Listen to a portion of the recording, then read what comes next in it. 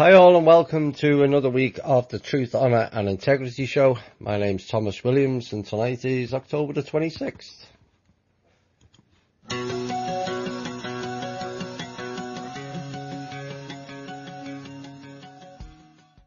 Hi all and welcome to the Truth, Honour and Integrity Show. My name's Thomas Williams and oh dear. The usual in store for this evening, news from around the world and a little bit of intel. People in the UK need to listen up for that intel because it's going to affect you big time. So we'll have more on that later. The first song I played, and I also did a post that some found to be rather cryptic. It's that's an irony in itself, but it wasn't meant to be cryptic. But what I'm seeing is I'm being reported to. Members contact me with their various queries and concerns, and on some occasions what's going on within their life currently. And what I'm seeing is chaos. It's just the way things are at the moment. I don't expect it to get better anytime soon. I think it's actually going to get worse before it gets better. And the first song, Blurry, that's kind of the way everything is at the moment. Everything is blurry. Politics is blurry. You don't know which side's which. FBI's blurry. We don't know which side is which. CIA, blurry. Pentagon, blurry. And the people are blurry. We don't know who's coming, who's going, who's real, who's not. Who's genuine. Who has integrity or not. And this is was kind of forecast last year. Also, you'll remember me stating this was the year of the unravelling and the masks of illusion would come down. And I think we've all seen that and more this year. But a couple of the lines in that song, Blurry, everything's so blurry and everyone's so fake and everybody's empty and everything is so messed up. I think we can all resonate with that at this time. And a line further down, everyone is changing and there's none left that's real. And again, I think that's been prevalent recently in the alternative media, in politics, mainstream media, and amongst the members. You know, there's many of you who are going through issues with loved ones and close family. It's a chaotic time for various reasons. Some are completely losing it. Again, this was forecast. Does it make sense? Not really. But when you're carrying the guilt that we, as the sin eaters, have done over numbers of years, depending on how long you've been researching, or awake as we call it, then everything gets too much. And this was the fear of disclosure. It was mentioned again a few years back. Whilst it would be fun in some aspects, there's large portions of it that's not fun. Because we're not hearing happy disclosure. None of it's happy news. It is, in some aspects, the end result. But what leads up to it and what took place before it is certainly not pleasant. Pedophilia is no longer a conspiracy theory. It was fact all along. We knew it, they knew it, and now more and more of the public know it. Of course, they have to face two different agendas. One, that they called it wrong, and two, they denigrated people who called it out when it was uncomfortable to do so. And that's the inner turmoil that many people are going through or witnessing at this time. It's double-edged sword. We, on the other hand, sit back and go, well, it's a case, well, we told you. We've done the research. Do we get everything right? No. Do we get a large portion of it right? Yes. 9/11's another example. It took Americans the best part of 11 years to come out of that shock. It was a psychological shock program where it got to a point where 50 to 60% are now thinking along the same lines of those who was involved in the research back in 2001 was saying this is an inside job. Of course, this week we've had the JFK papers released. It won't tell you anything that you really want to know. There'll be a few bits here and there. But to me, it's another distraction. Why release papers? Why don't you just come out and tell the truth that Bush Sr., Johnson and others were involved out of Langley? It's fairly simple. You want to give disclosure? Just out it. You're not, the people who are releasing this stuff are not telling many of us who have been researching a long time anything new. You're just telling the ones who wouldn't face it. Even the unawakened, as we call it, know something's not right by now. You'd have to be pretty stupid not to. They've been shown everything. The mainstream media have been caught lying, Clinton's being exposed, Bush's are being exposed. The list goes on and on and on. The churches are being exposed for fraud, corruption, pedophilia and rituals. Now again, that kind of pleases us because everyone likes to be proven right. But it's still not something to celebrate, is it?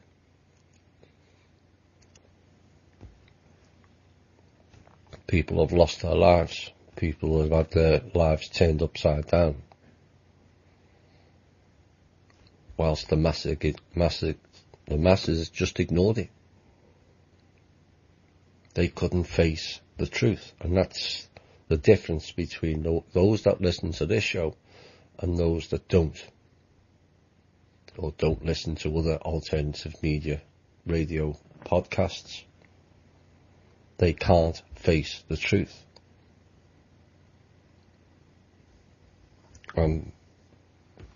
This country is the battlefield. I've said this many, many times.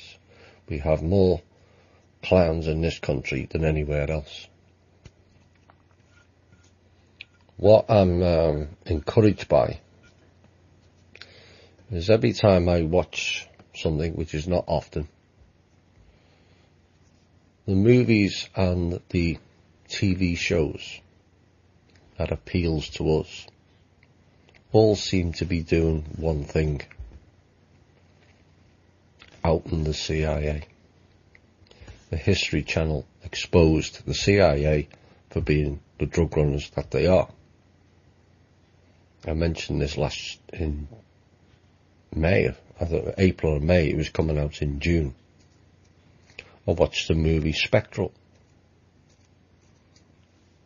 For those of you who haven't watched it, it's all about the soul traps. And lo and behold, the CIA agent, right near the end, didn't want to destroy it. We could use it, they said. Fitting.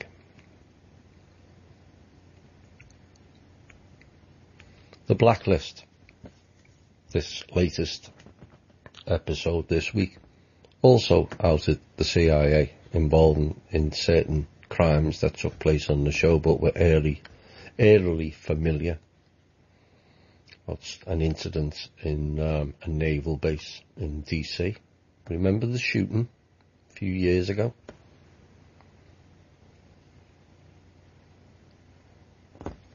It's more true truth than fiction, the blacklist. It explains the issues that's ongoing, the fighting between the factions, between the FBI and the CIA, and within both organisations. It exposes rogue elements of the government. It exposes the criminal gangs all over the world. That is disclosure. But it also tells you how big of an issue that we're going to be dealing with, have been dealing with, and we're going to face going into the future. It's not a light switch moment, no matter what other people in the alternative media tell you. I wish it was. I wish it was over years ago. It's not. It's still ongoing. They're still causing havoc. And we're still fighting back rather well. But it's not a light switch moment. It's going to be a number of years where certain things take place at certain times. I'm getting old, Thomas, and I don't know whether I'll see it. You've already seen it. This is where people get mistaken. They think everything's the future. Technology, disclosure is all the future. No, it's the past. We've had disclosure. We've had ET disclosure.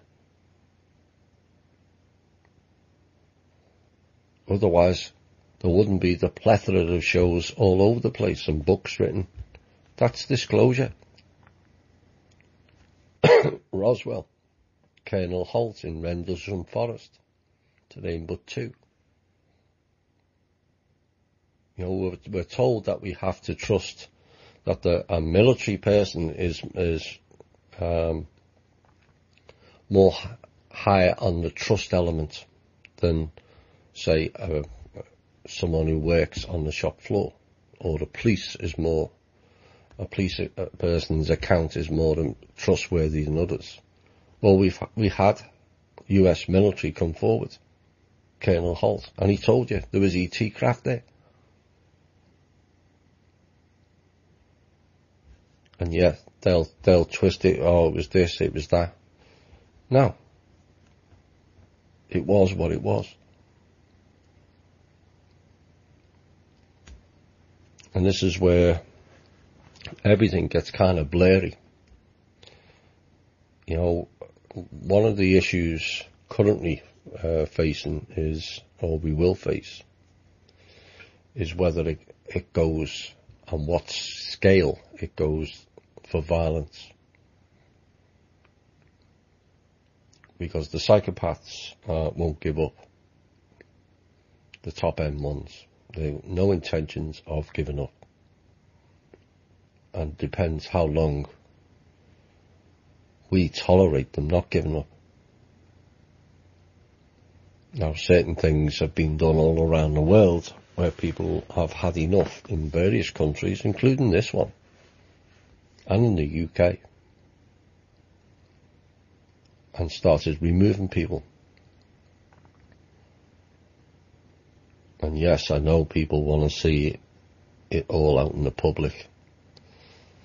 The reality is, whether we like it or we don't, the public can't handle it. They just can't. It comes back to what I mentioned 5-10 minutes ago, dealing with the guilt. That they couldn't see it, or B, they did see it and chose to ignore it for a comfortable life. You know, let's all live in our little bubble where nothing wrong takes place in my small world. It can happen to everybody else, but as long as I'm okay, that's okay. Well, it's not. And it never was. what's happening now is everyone's bubble's being popped, one way or the other. Whether they're exposing the lies of those around them, or exposing the lies of the self. Some of the biggest lies we ever tell is the ones we tell ourselves, because we won't face up to reality. The mask of illusion. So, if it gets to violence, which has always been a possibility, I wouldn't say it was a probability. I think there will be some incidents somewhere along the line, because they're not going to just walk out and say, oh, here's the handcuffs. Not these people. They have too much to lose. And people with too much to lose don't give up too easily. Now, to finish up why I played Blairy, imagine this scenario, that war is declared.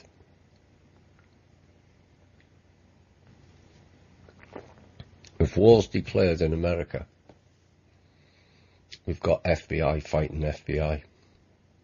We've got CIA, mainly CIA 1, and parts of CIA 2, fighting the rest of 2, portion of 1, and all of 3.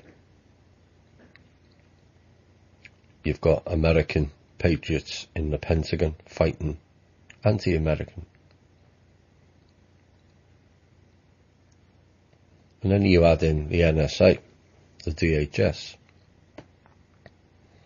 Serco, Blackwater, and it all gets rather muddy, doesn't it? And blurry. A war that nobody knows which side's on which side.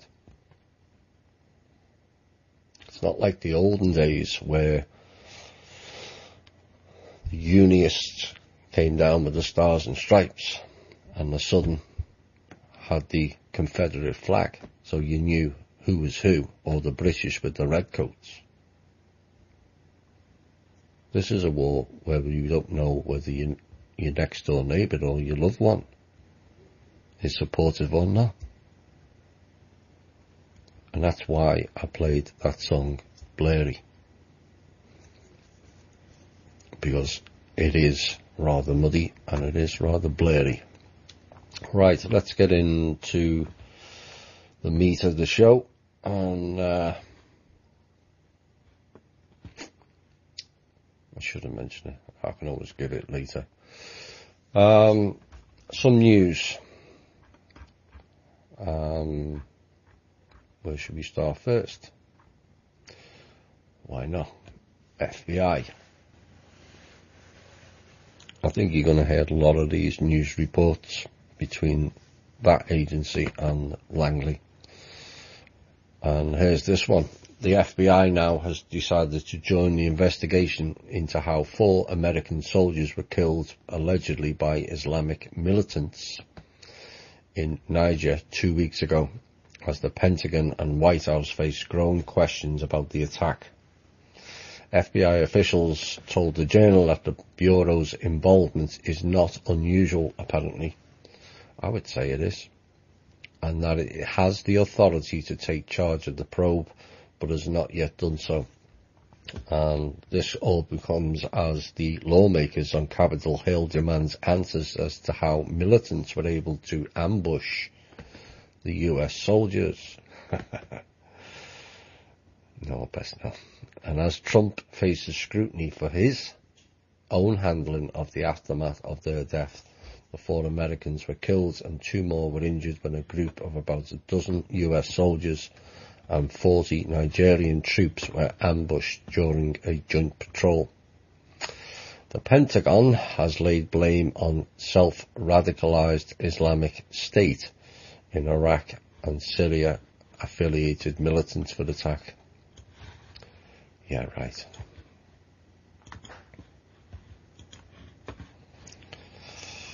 Pentagon's not far from Langley, is it? As the crow flows, or flies.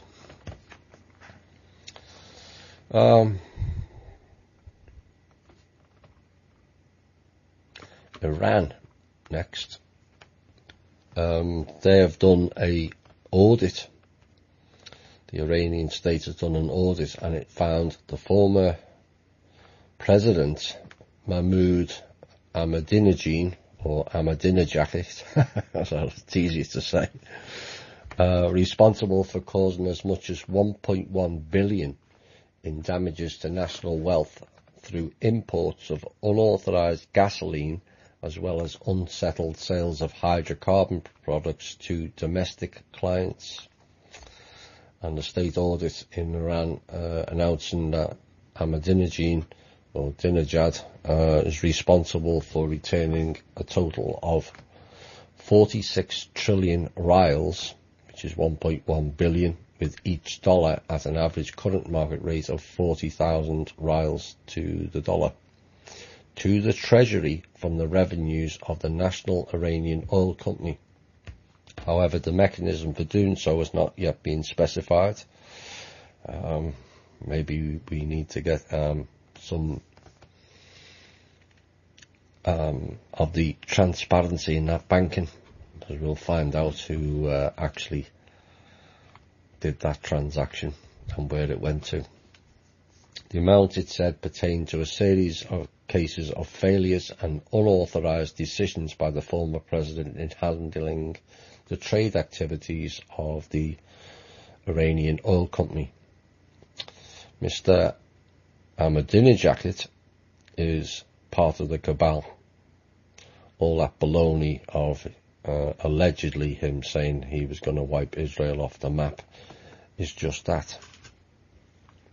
And the departments in Iran said those cases included imports of gasoline and gas oil, which is said to have been carried out beyond the country's needs and without obtaining the required authorizations from the related institutions from 2008 through to 2012. And there were other cases included in the failure of Mr.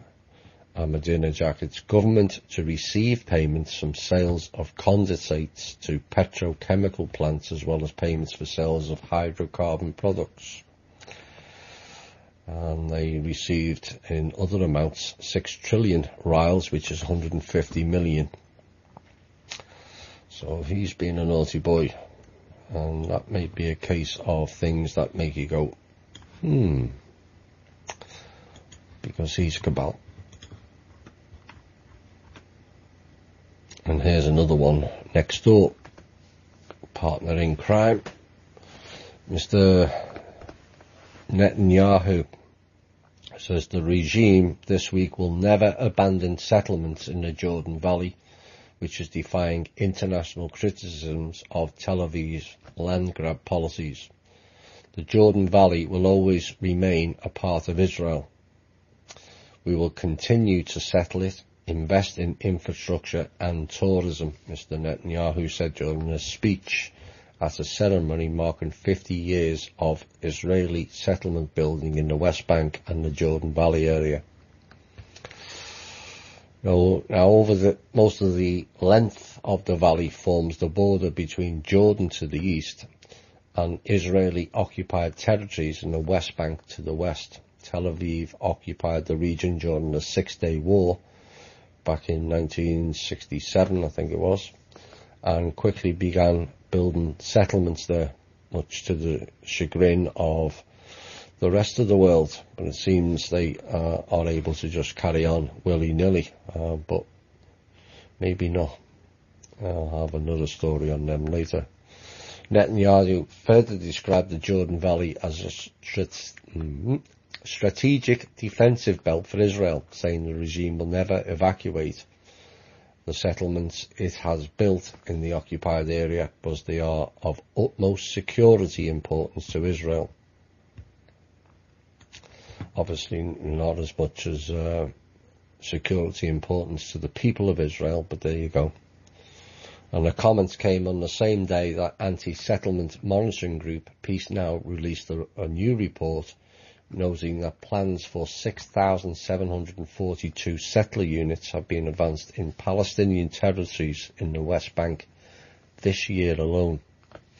Israel has been under fire by the international community, the entire international community, I might add, including its own allies, for continued construction on occupied land, which is actually forbidden under international law. Now, on Thursday, the EU said in a statement called the settlement expansion illegal under international law and detrimental to ongoing efforts towards meaningful peace talks. France also issued a strongly worded statement against Israel's plan for the construction of a further 3,000 housing units in Al-Khalil, which is Hebron, calling on Israel to reverse this decision and respect their international obligations. Furthermore, the German Foreign Ministry also called on Israel to refrain from more land grab, saying settlements are not the only obstacle to a two-state solution, and denies the Palestinians the ability to fully exercise their political rights. I think they've been carpeted over that, and maybe the UN are going to step in. Time will tell.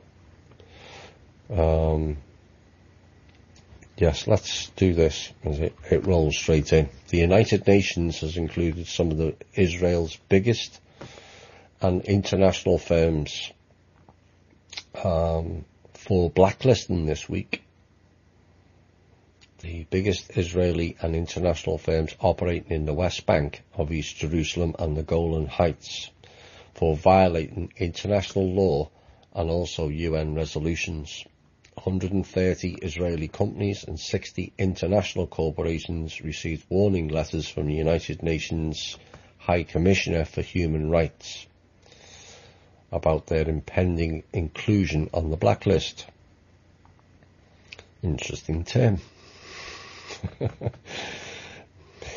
Maybe James Spader and the blacklist should go and speak to them.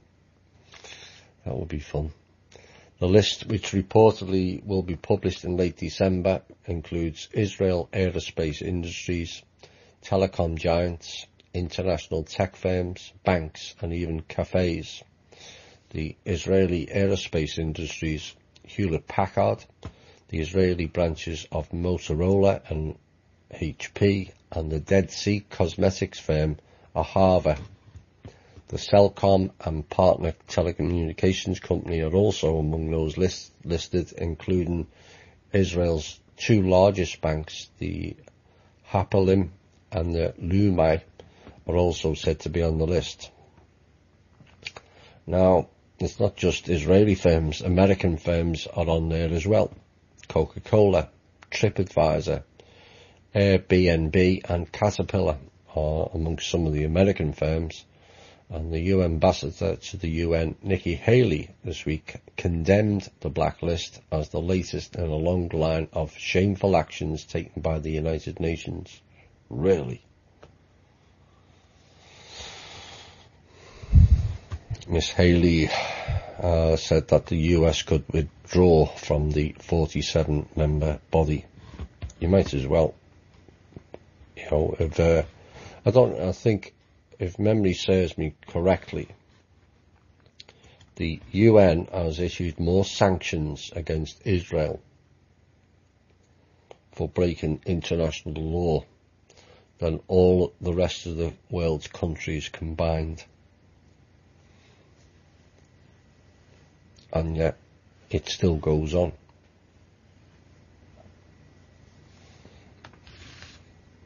One has to question the competency of the UN. And this is kind of what Mr. Trump said a month ago, was it? Bear in mind that 25% of the funding for UN is paid for by muggins again. the mugs called the American people. We seem to pay for everything that doesn't work or propagates war.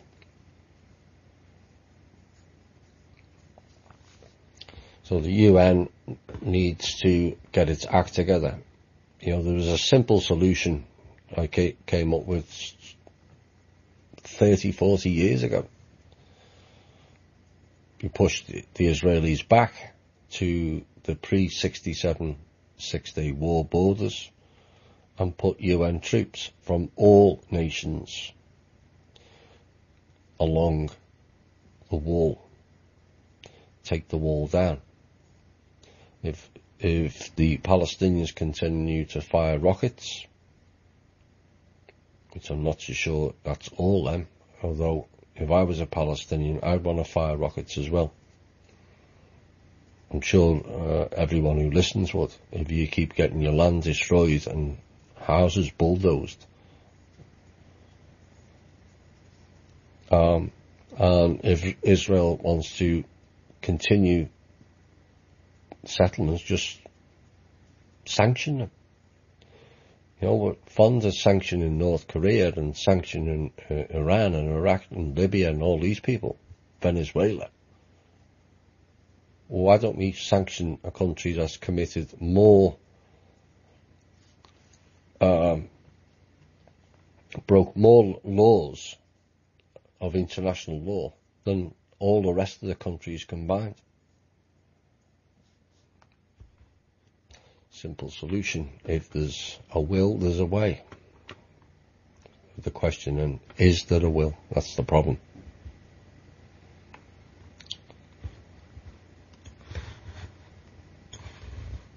Unfortunately, we've got another Israel story. Yet again, Israel authorities have destroyed or inflicted heavy damage on at least 3 educational facilities for Palestinian children in the region in the past 2 weeks. The latest of these demolitions was a brand new school paid for by the European Union, which had been constructed just 3 weeks ago at Jub el Thib, which is east of Bethlehem. However, Israeli demolition teams arrived there a couple of days ago and flattened the building, which once housed 64 elementary students from the 1st to the 4th grade. Unbelievable. And the world sits by and just watches.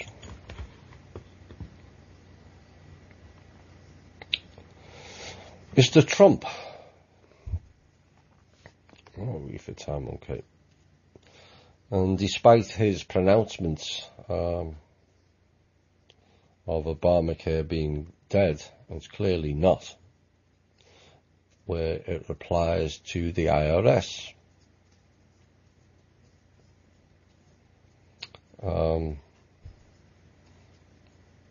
Because there are signs that this administration is actually keeping it alive in some aspects. And the latest signal that the Affordable Care Act is still law is the IRS said this week that it is taking steps to enforce the most controversial provision, the tax penalty people face if they refuse to obtain health insurance. I'm not joking, but, one person complained this week about me referencing Germanic people or Germans or Nazis. But that's fascism. Right in your face. And if you can't see it, then you really have a problem.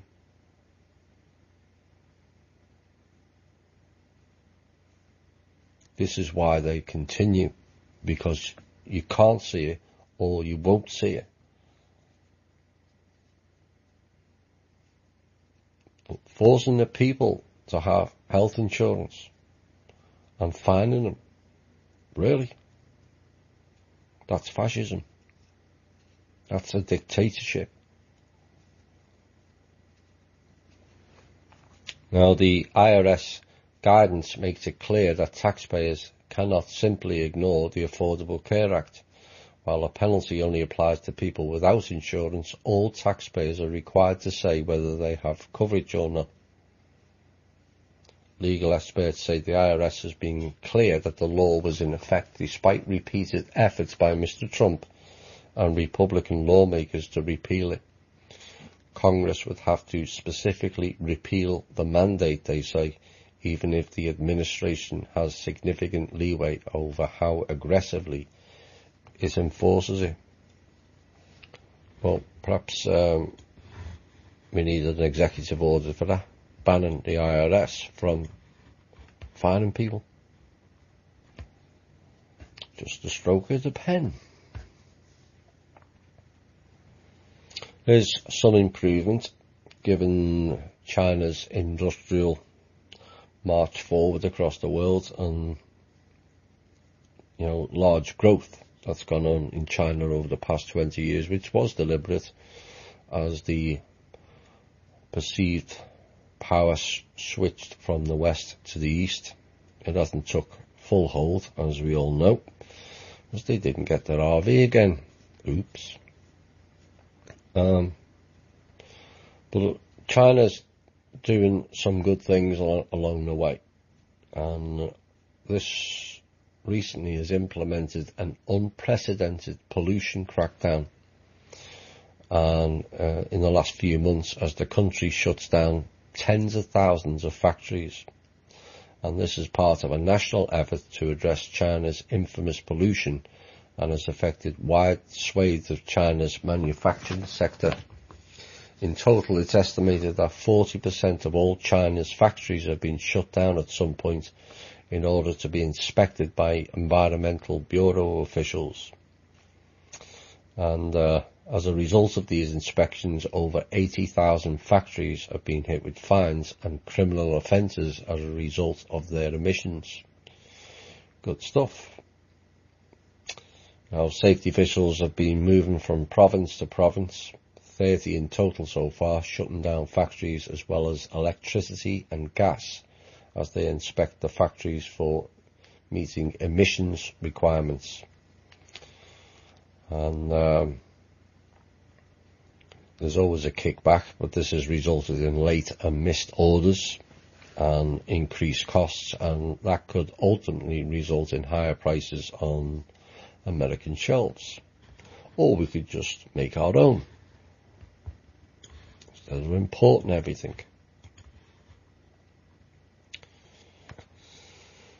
Where are we? Yeah, we should make it. Mr. Weinstein, Harvey, the sacrificial lamb to the slaughter. Yes, it goes higher, and we know it goes higher. It is suspected it may not go all the way to the top. I was told this week, but we'll see. The public can change that by driving them and forcing them to out all who have been involved in it. Now, Mr. Harvey Weinstein is a fairly high up figure in some aspects, but the people in Britain are not too pleased about his indiscretions, and they've told him this week he could be stripped of his CBE. American with a nobility title?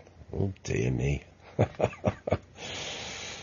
And this is following allegations of sexual assault made against the Hollywood producer. CBE stands for Commander of the Order of the British Empire. Title of nobility, which means they could be thrown out of the country for treason. Was it Amendment 14? Memory serves me right. 13 or 14 anyway. And the CBE is one step below knighthood, and the removal of the honour is believed to be being actively considered by the government's Honours Forfeiture Committee for the very first time. He was awarded an honorary CBE for outstanding contribution to the British film industry. Well, he gave kids to some of his pals. That's what it smacks out to me. And BAFTA, which is another British Academy for films, has already suspended Weinstein's membership. Why did it take someone outing him to suspend it? Like they're being all honourable. Both the CBE people and BAFTA, as they both knew it was going on. All nice little inner circle. Now, here's something that's going to be, Mr. Trump's announced today about an epidemic of opioids. Not before time.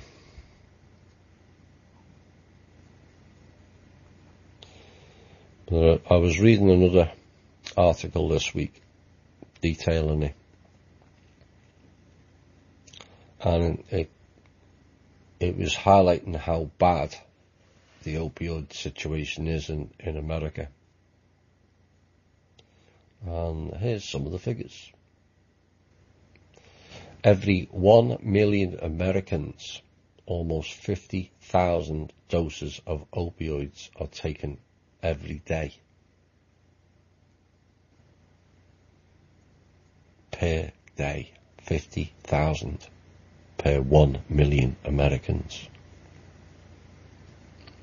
And that's 4 times the rate for those in the UK. Surprisingly, Canada was second on the list, or unsurprisingly, given some of the mind control programs going on up there.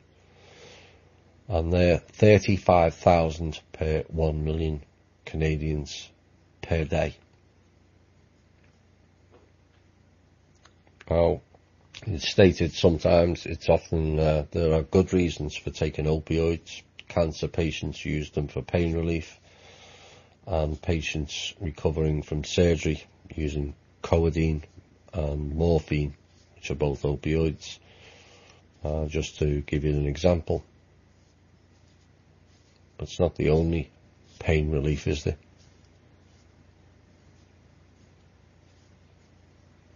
But they still continue to deny some of the homeopathic medicines. In fact, not only do they deny them, they actually kill them off, those who are pushing it. Now, during the survey, I wanted to find out more about this particular place, and maybe I'll have something for next week. Because I'm astonished that this particular town hasn't been investigated more as to why. In the last 2 years, the town of Kermit, as in the frog, in West Virginia received almost 9 million opioid pills, according to a congressional committee, and yet just 400 people live in Kermit. 4.5 million opioid pills per year, and yet only 400 people live in that town.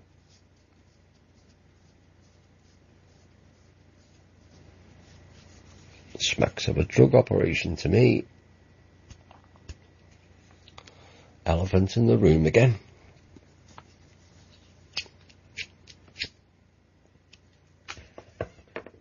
Now, nationally, opioids killed more than 33,000 people per year, and that's going up. But part of the problem in America is it's common for drug companies to court doctors in an effort to promote their products. Drug pushers don't have to work, look a bit like a tramp and run the back streets on bicycles pushing drugs. They come in suits as well. When you're a doctor in America, they call these people detailing people, salesmen, snake oil salesmen is the better term, are coming from the pharmaceutical industry, and for the past 4 years the US government has published the amounts paid by drug and device companies to doctors and teaching hospitals. The total in 2016 was $8 billion paid out to doctors and teaching hospitals, inducements. $8 billion. Those people should all be arrested, in my opinion, because they're running a drug syndicate.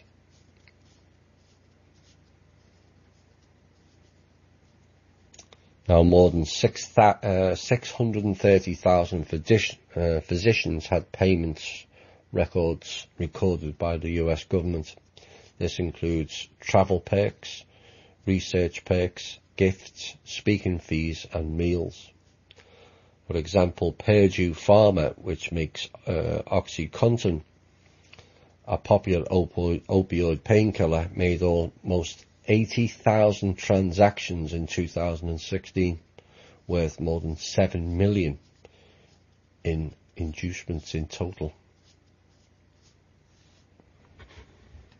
That's what we're facing on that particular war. You can all go on about whether pot's good or not.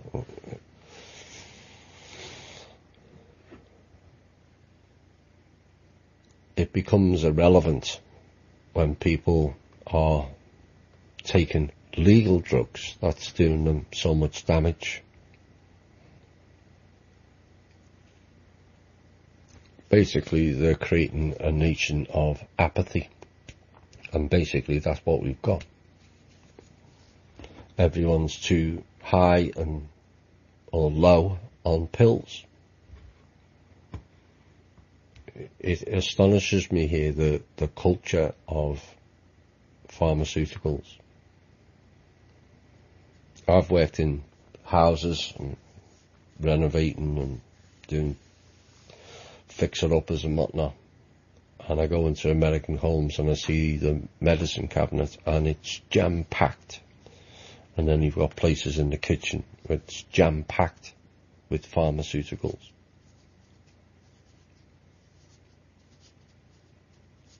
How and why? In the UK we had paracetamol or Anodin. That was your painkiller. An itch cream and a general sore cream. That was it.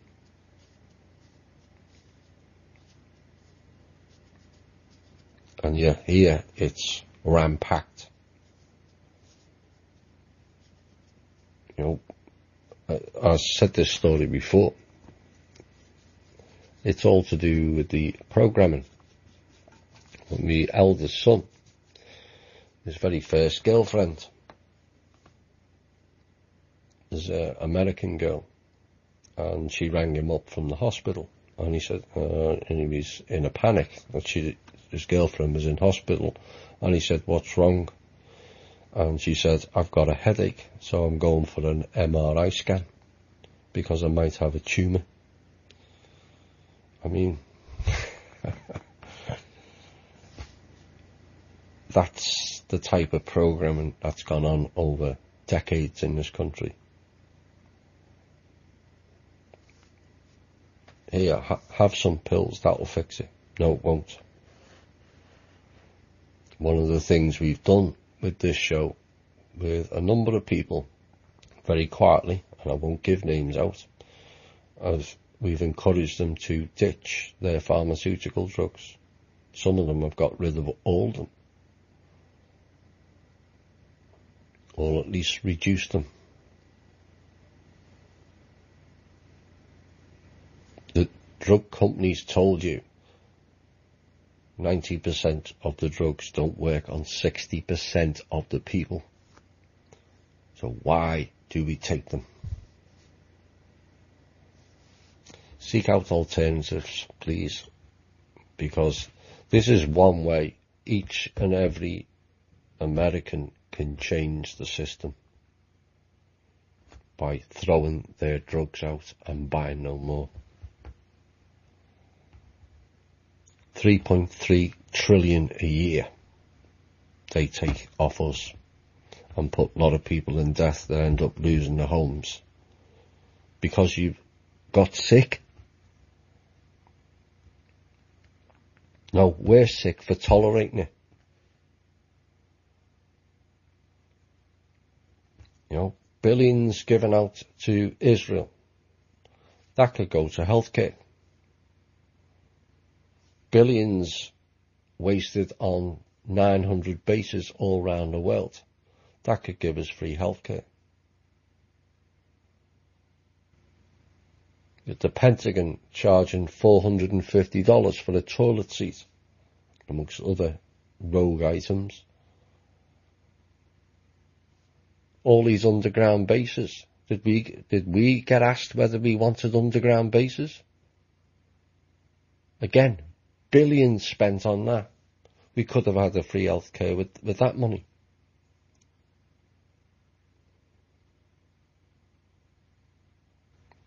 There's plenty of money. It just has to be redirected in a better way.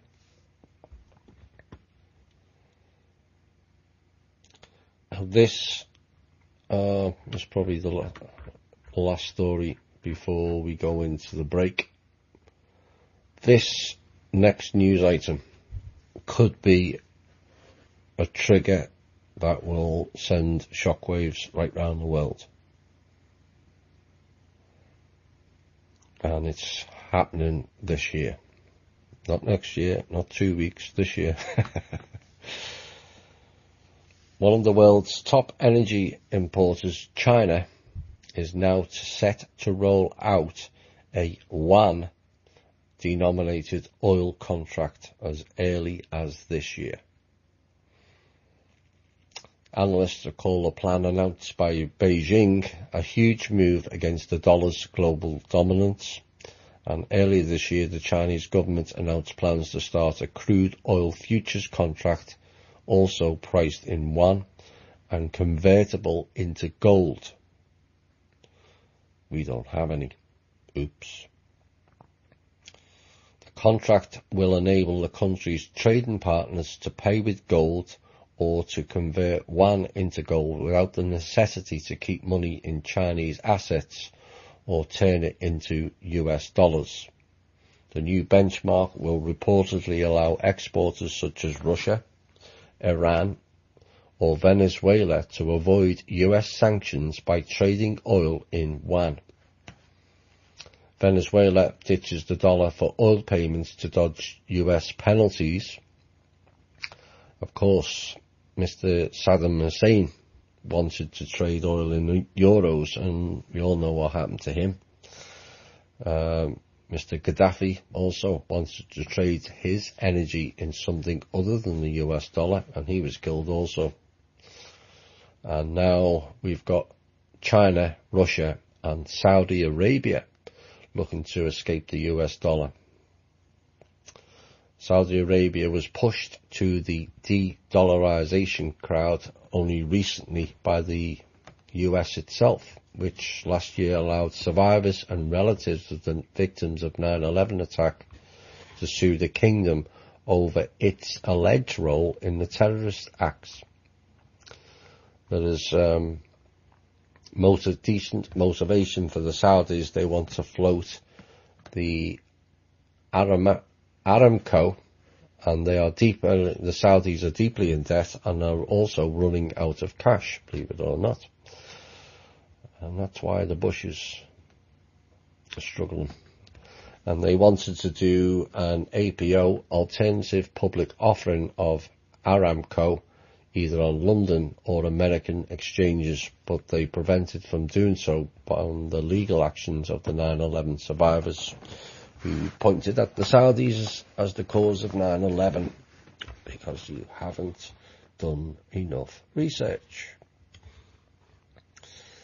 Well, that is going to tip balances of power and going to upset quite a few in the five-sided building in Virginia. And that's when the fun and games of unpleasant may unveil. You know, we have come a long way in many aspects, and the overall plan was to avoid violence which played out in the public.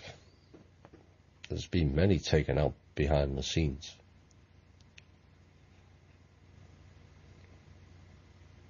Just because they haven't announced it doesn't mean it didn't take place. And yes, I know people want proof, but the classic is looking at Clinton. Does that look the same to you? Clearly not. And we'll have news about Android shortly. Right, we're going to go into the break and have a couple of songs, and we'll be back with some op-ed pieces and some intel. Maybe this is fitting. Everybody's changing.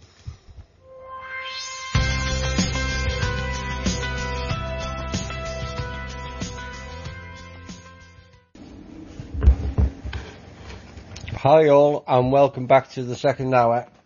Give me the strength and the courage to wash my illusions away, indeed. I pray we all get that. Once we get rid of the illusions, everything seems so much clearer. Right, let's get into some of the intel. There's not a vast amount this week. Everything's going hush hush for various reasons. Some good, some not so good. But this is what we've got for this week. And it largely is to do with the UK.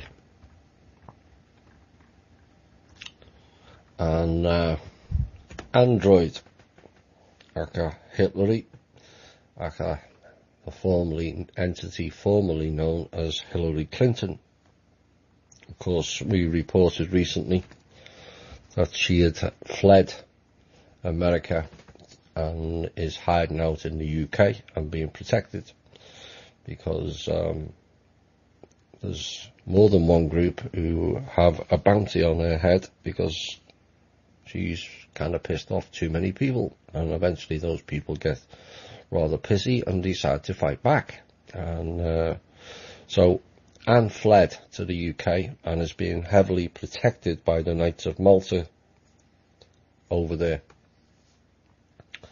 Of course, that particular group are never one to miss an opportunity, and while Anne is there, she is trying to coerce the House of Lords into trying to take over the UK, which is all designed to put the Rothschilds back in the game and back in control of the UK.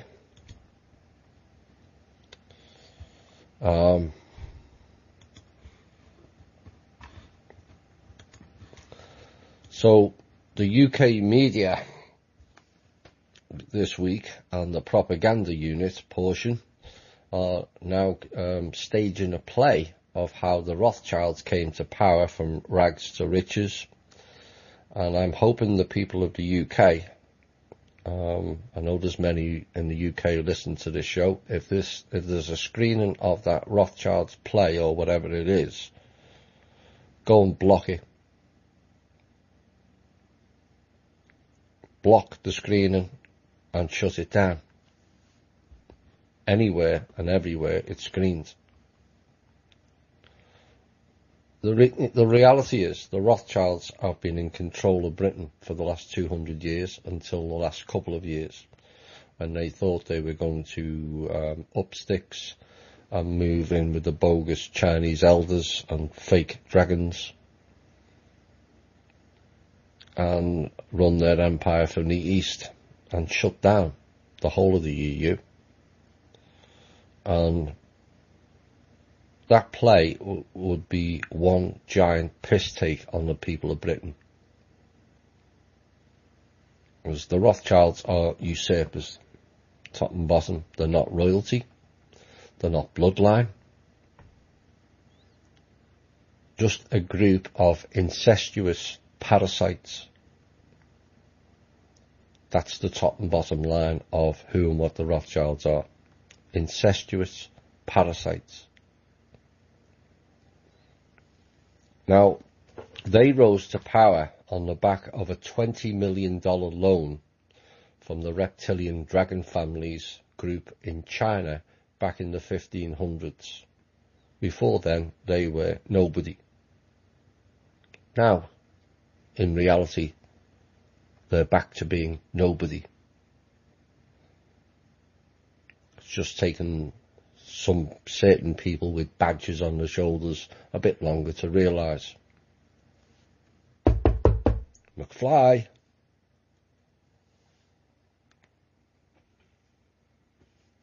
They then stole Britain. And this goes to a war between Britain and France, Battle of Waterloo, back in 1815. And the Rothschilds had runners, as they used to call them, going to and from with messages on horseback and boats and whatnot. And they got advance notification that Britain had won the war, but told the Brits they lost the war in France. They told the government and the stock market that Britain had lost the war. All the shares then collapsed. Of course, the Rothschilds had money, and they bought all the shares up for pennies in the pound.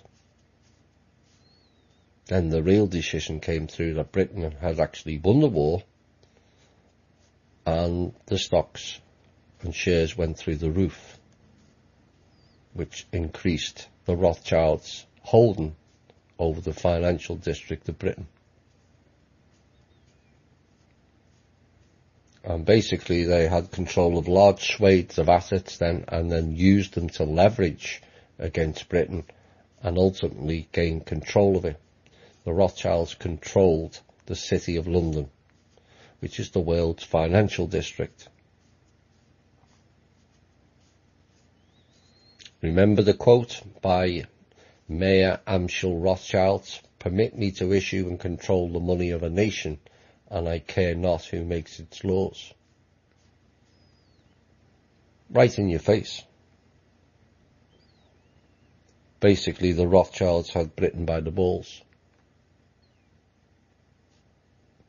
And for the best part of 200 years, carried on holding them by the balls until the last 3 or 4 years when the UK shut them out.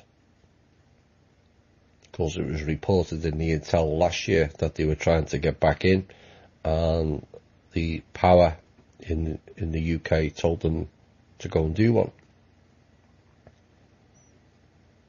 Well, Android is now trying, along with the House of Lords people, they're all the pedos, by the way, are trying to stage a takeover of the UK and put Rothschilds back in. So what they're hoping to achieve is a faction power play and a takeover of the UK with the support of the international terrorist group known as the Knights of Malta. MI6 is also involved in it as well, threatening anyone who doesn't support insanity or have psychopathic tendencies. It's not just Langley, you know.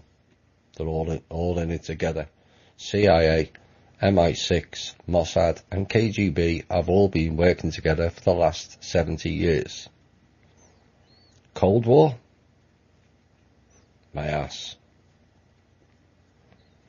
So the House of Lords, role in it. the Lord is on him, is they're playing up to the Chinese elders with plenty of ass-kissing going on, both figuratively and literally, no doubt. And you just wonder how many times do the Chinese elders have already told these people and the Pentagon that they don't have any money, they don't have sufficient assets, and they don't have any power to run or implement anything. Again, McFly.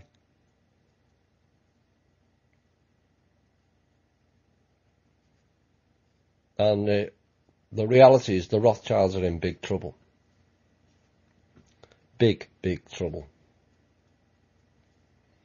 You see, if someone doesn't keep paying their bills, which they haven't repeatedly, sometimes people will react badly to that scenario.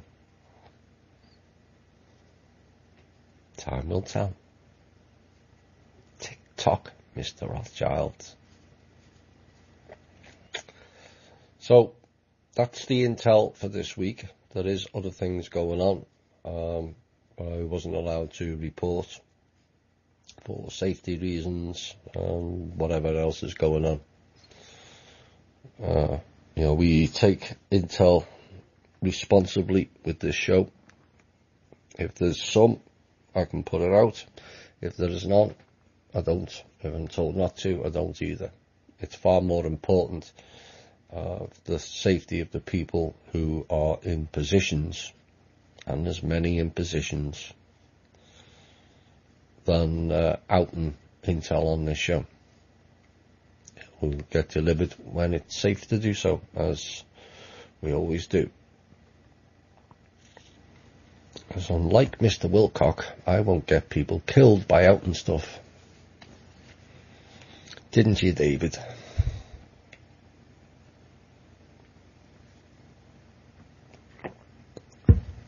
Anyway, we'll go on to some op-ed pieces now. And this is about prisons. It's only a small few pieces here. But basically, it's what we've already known in America. We are an incarceration country. But what most people didn't know is we are spending 3 times more on our prisons than on our schools. 3 times more on prisons than schools. What does that tell you? And America has imprisoned close to a quarter of the world's prisoners, despite the fact that crime is currently at an all-time low, and the US only makes up 5% of the world's population. Money to be made, you see. All prisoners are on the stock market. It just never ceases to amaze me the lengths people will go to make money. Boggles the mind. Another report that came out this week about civilian employees of the government are being armed to the hilt with guns, ammunition and military-style equipment, and are also authorised to make arrests and trained in military tactics, no doubt.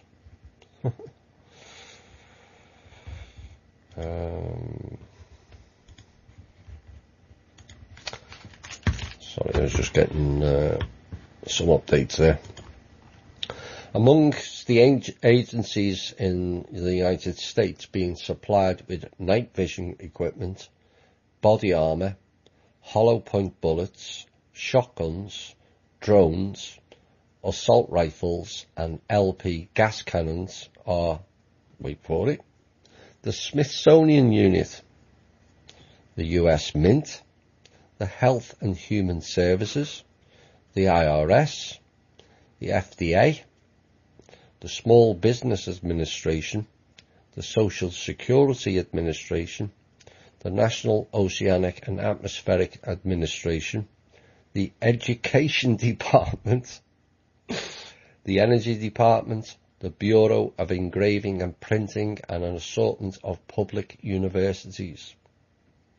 It is stated that now reportedly more bureaucratic, non-military government of civilians armed with high-tech deadly weapons than US Marines.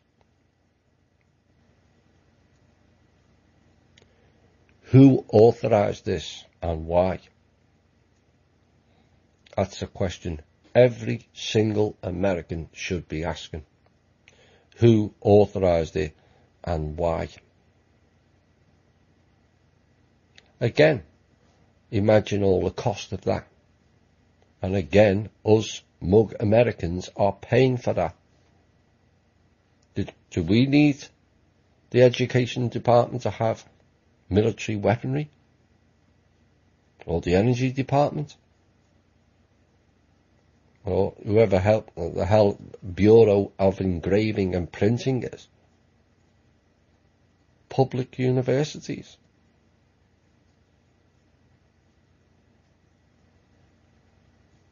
Understand the IRS. Out of all of them, and maybe the Social Security Department, was heaven forbid of a government shutdown, which could be looming in 6 weeks' time, then I'm sure the Social Security staff will want to protect themselves. And you've got 146 million Americans on benefits. And the IRS, I'd want to defend myself if I worked for the IRS, because when the American people have it drummed into their heads that we've been paying income tax illegally since 1933-34, yes, they will need protection. Unbelievable. There's a lot of stuff going on globally. I mentioned recently about things going on.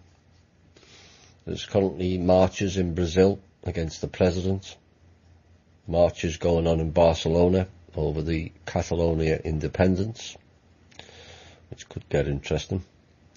Marches in Chile over sexual harassment and gender discrimination. Marches in Israel over military draft of Orthodox Jews. Some of you have seen rather graphic and fairly hostile videos of the attacks on the Jewish people, because they had the audacity to say, we don't want to do your military draft. And we also got Kurdish protesters rallying outside the US Embassy in Germany, complaining about the US troops. And Chile have attacked the Argentine embassy over a missing detainee. There's many, many others, protests, marches ongoing. It's a sign of the people are tired of what they're being delivered. And that will increase. It will increase. The Vegas sideshow continues. News today. The alleged shooter's brother has been arrested for child porn on his computer. I'm not too sure why that's newsworthy, but again, it's another distraction. That the big focus of attention was that. It's the sleight of hand again. Well, in other reports, the hard drive of the alleged shooter has now been declared missing. Really? I wonder, did Mr. Paddock learn that from the Clinton group? He has a thing of making things go missing. Hard drives, emails, people. and elections as well. That went missing from her. Or perhaps he learned it from Adam Lanza, the alleged shooter in Sandy Hook, 2012, as his hard drive is also missing and his computer was smashed. All very clandestine agency tactics to me. These people must have known.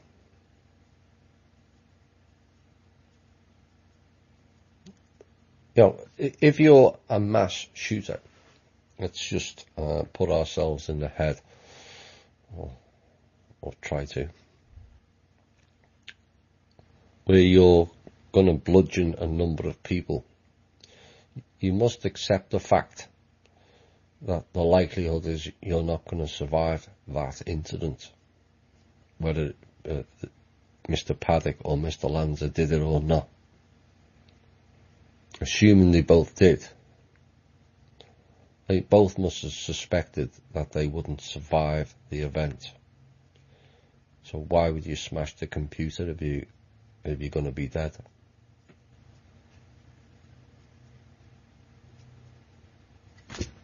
Doesn't make sense, does it?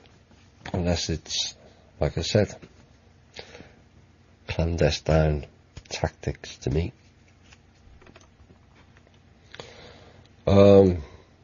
Is the world going mad? Absolutely. Here's another example. And another example of the now not so hidden agenda that we were warning back in Cosmic Voice in 2013.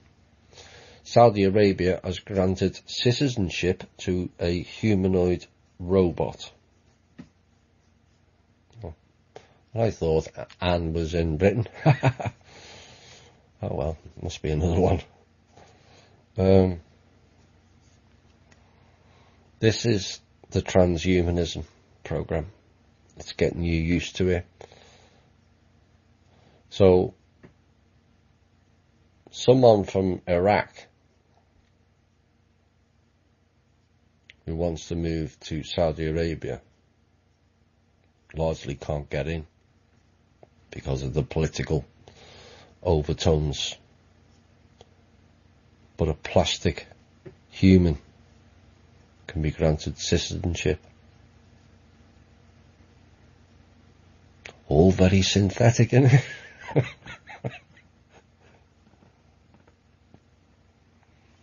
This is the transhumanism right in your face.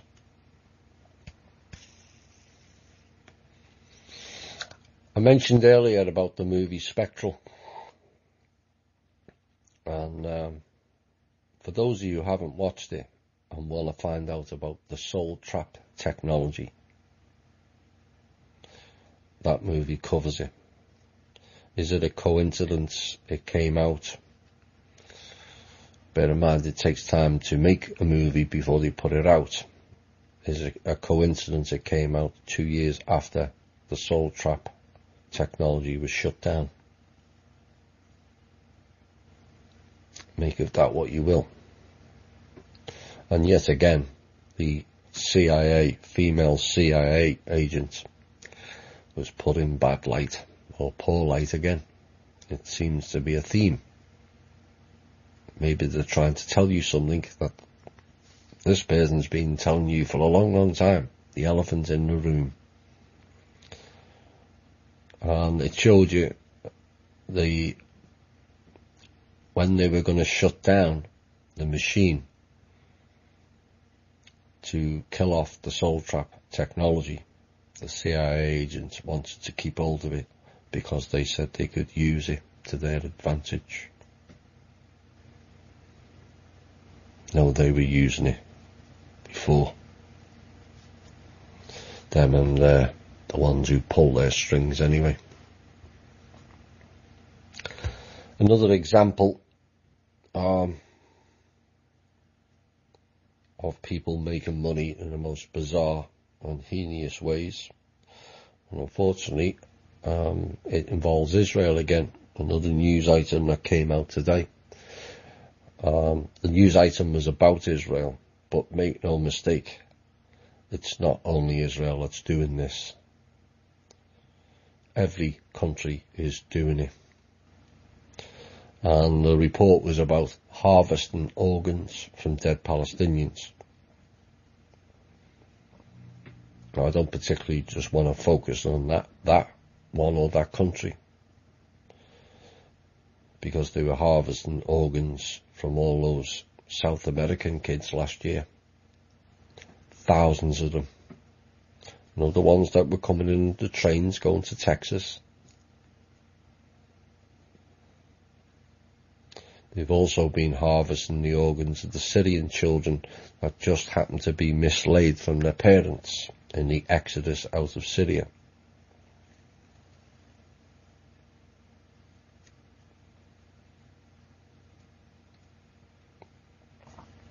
This is, it boggles my mind the lengths people will go to make money. Is there no bottom pit of it? But when you've got a healthcare system, like we have here, well, it's not a healthcare. It's a sick enhancement.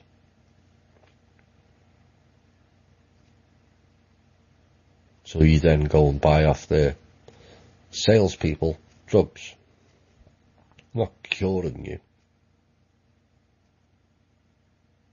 And when organs run from $90,000 to $230,000 a piece, and you've got people with no morals,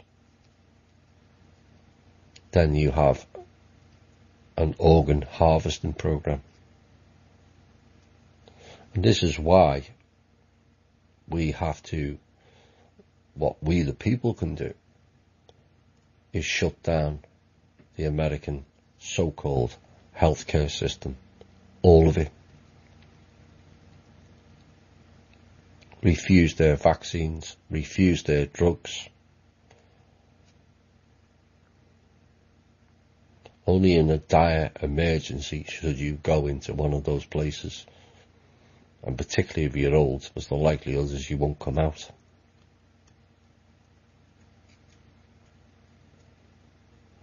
This is, again, part of the agenda to eliminate the elder people, or elderly. They're doing it in Britain. Why? Because they've spent all the pension money.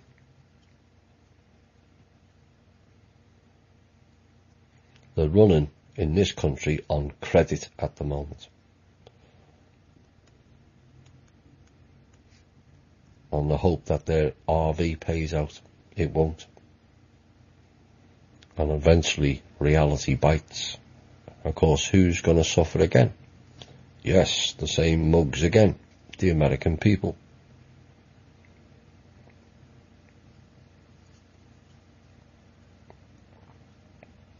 Of course, we've got the other connection to the health service is the insurance people.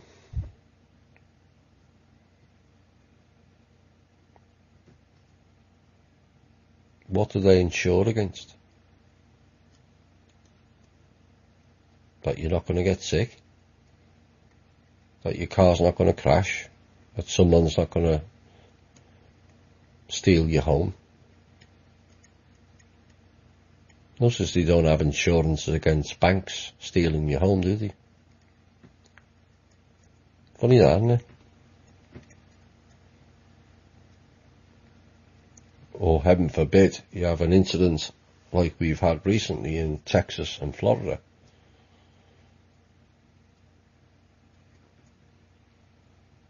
Where you have premiums and it's 2% of the value of the house. So most people, the first $5,000 to $7,000, you're paying yourself. So why are you paying insurance? Because the mortgage people insist on it. Not because it's protecting yours, it's protecting their investment. because they own the house, whether you've paid for it or not. It tells you on the title. You're just a tenant. And we put up with all this shit.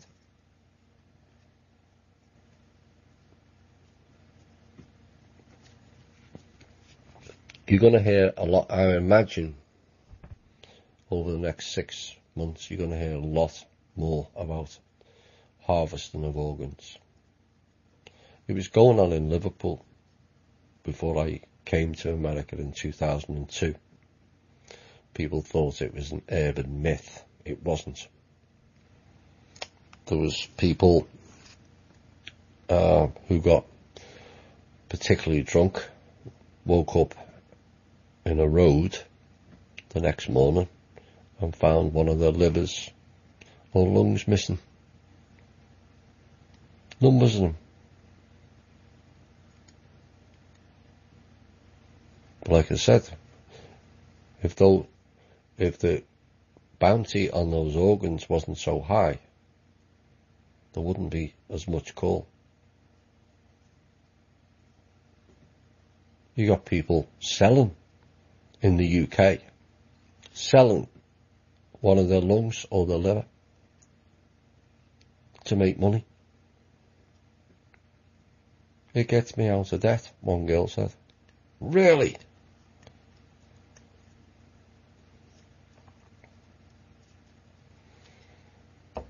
It's just sad. Dalai Lama chimed in this week and voicing his concerns about the selfish, according to him anyway, and nationalistic direction the US has taken since President Trump took office. He stated America first direction under Trump sounds not very nice. You being a cabal agent, Mr. Dalai Lama, is not very nice. Since when has spiritual people got involved in politics? Unless, of course, you're part of it.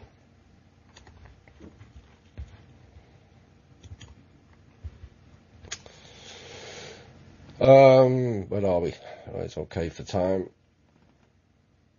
Well, of course, this week is celebration, allegedly, in both America and European countries and Canada, called Halloween.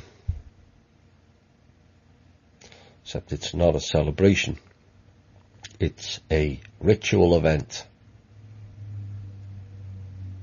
And this is the night where the cabal wish to call in all the dark entities and spirits and actually get us to support it.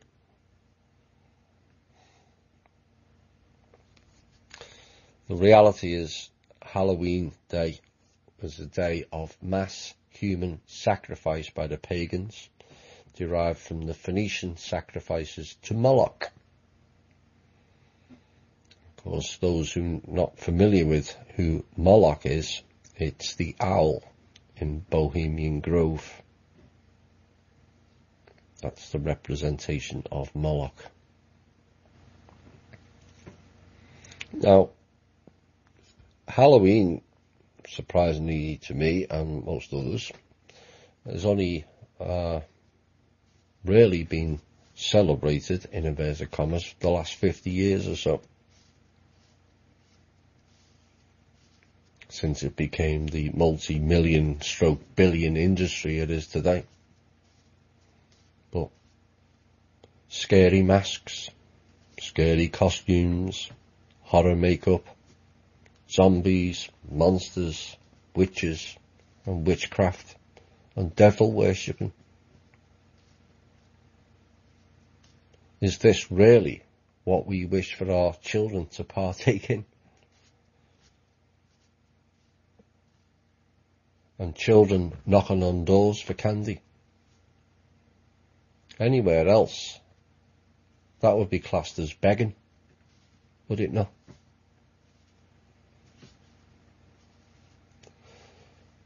Well, some people are going, well, it's just harmless fun. Well, is it really? So calling in the demonics is classed as harmless, is he?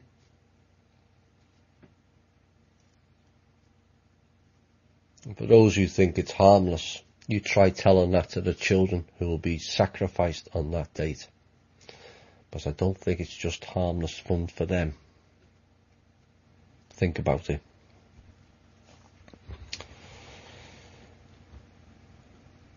Now, the UFO community is kind of been splintered in many ways, deliberately. The experiences, the ones who are interested without agenda, and the ones who are interested with agenda. And the latest one to come forward, and there's a reason probably why he's come forward, is the previous one put forward to out it all. Mr. Wilcock and Corey Good have been exposed. And like all good assets, if they've been exposed, they bring new people out. And this is why suddenly some German by the name of Gerloff has come forward and announced he's another of the 20 and back programme. Except the cabal went further. They wheeled out a public figure, Tom DeLonge, Blink 182 or 192, whatever it is. Puppet.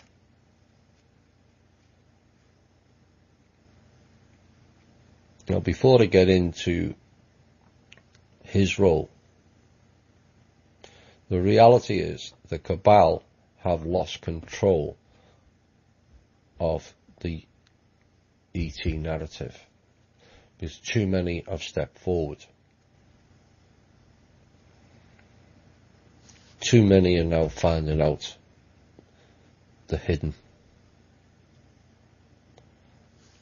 and they want to switch it back and put it under their control, where they feed you or feed us a pile of bullshit like the Corey Wilcock blue chicken crap.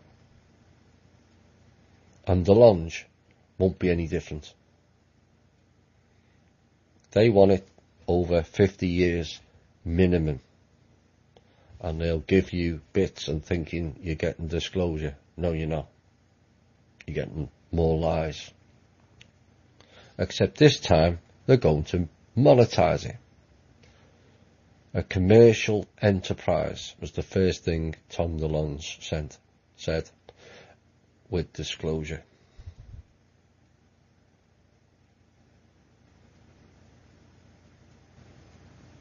We the people have already paid heavily for hiding ET disclosure.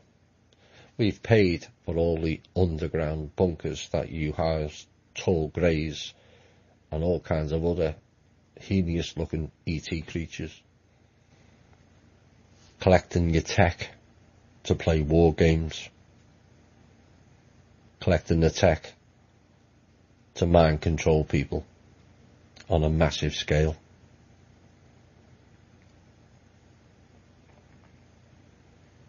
But in case you had any doubts, Mr. DeLonge explained, and I quote, "I've brought together an elite team from the CIA, DOD, and the former director of advanced programs at the Lockheed Martin Skunk Works." Really? Am I going to believe those people? That list is almost as bad as Simon Park's MO.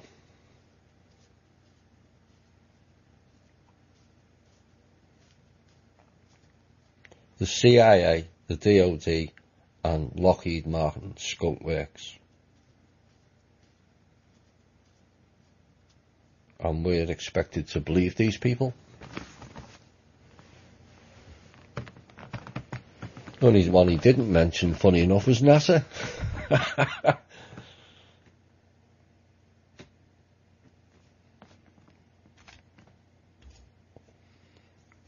It's another distraction. It's another way of taking money off you for disclosure you've already had for free from this show and many others.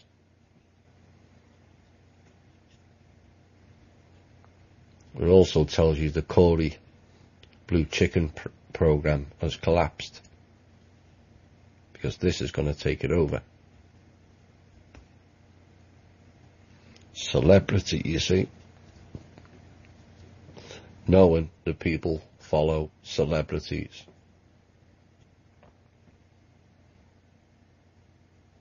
The people who experienced ETs, there's very few celebrities. So why do we need one to tell us what we already know?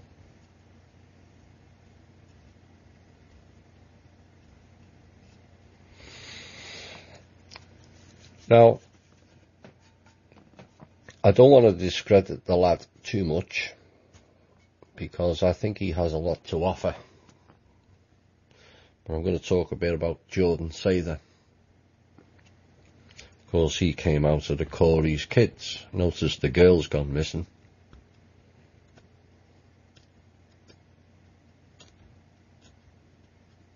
After certain allegations were made at the ranch. But Jordan Sather, whether he's cut off Corey or not, you only have to look at some of his guests to question. John DeSouza, ex-FBI. Robert David Steele, ex-CIA. Do you get the picture? Why would a complete unknown suddenly get people who have worked for the CIA and FBI coming on his show? Again, does it make sense? Who's promoting them to get those type of guests? Robert David Steele refused to come on this show. I knew he would. The question I asked him to come on was rhetorical, because I knew full well he wouldn't come on. Because he knows full well who I am, and he knows who full well,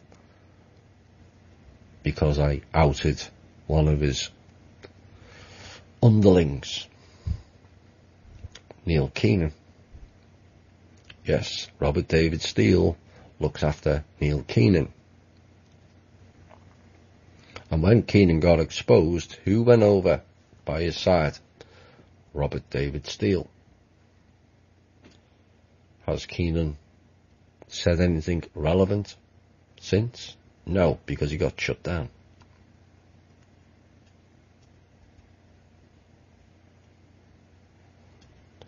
So I hope Jordan gets away from Corey and the covens, because that's who's operating Corey and Wilcock.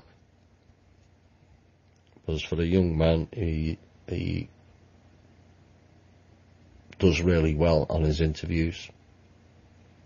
I like the idea that he brings guests on and lets them speak, unlike certain others in the community. I think it's the height of bad manners bringing a guest on and burbling all the way through it. But that's the way some people be.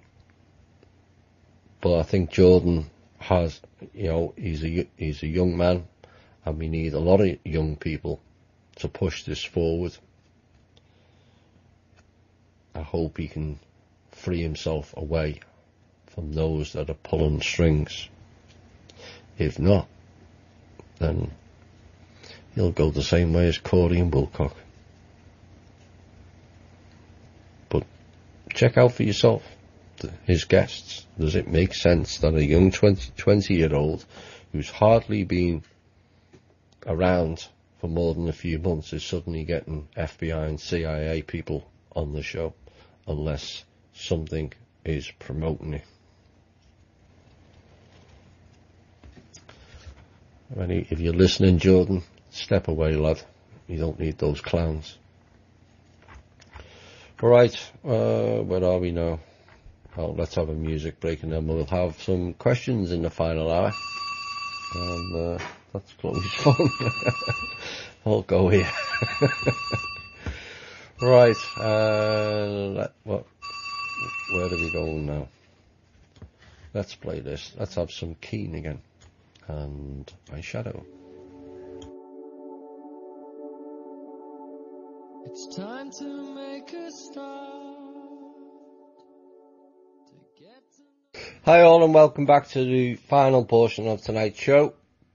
We have the usual question and answers to go through.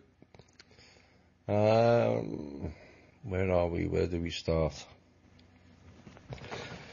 I'm going to keep them all in one go. There's been a number of questions of who is Anu, Enlil and Enki.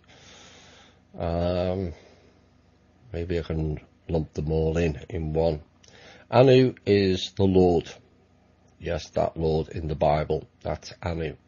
He is the leader of the Draco and has been in control here for 16,500 years, and his two offspring are Enlil and Enki. And the Draco reptilians, not the reptilians, two different species.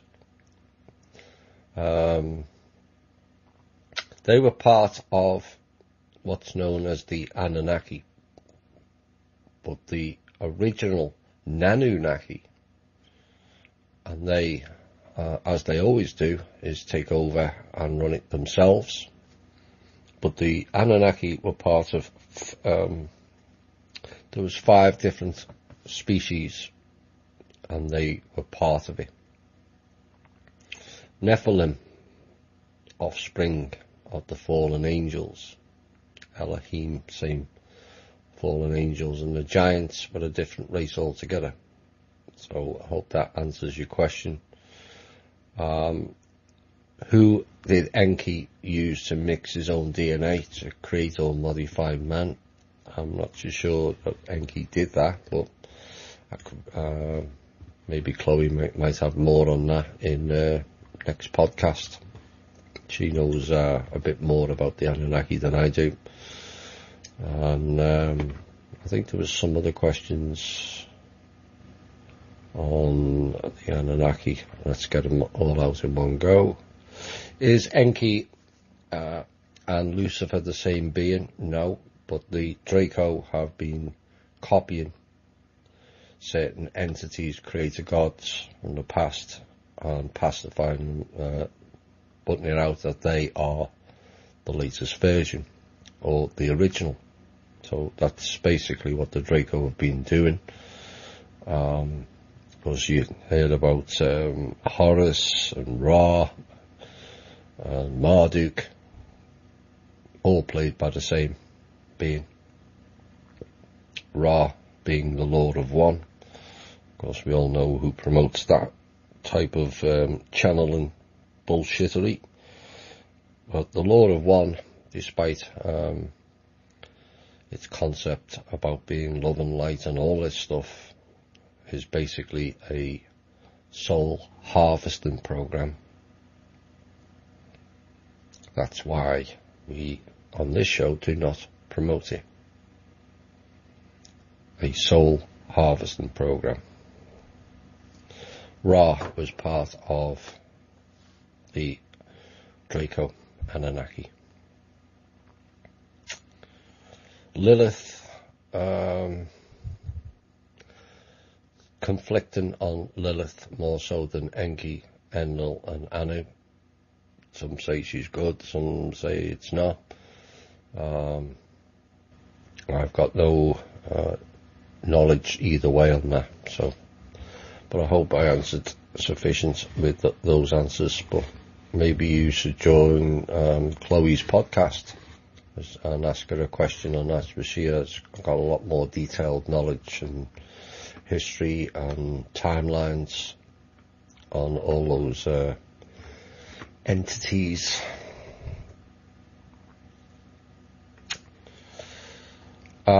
Apologies to the person who asked this question. I meant to get back to you with the email.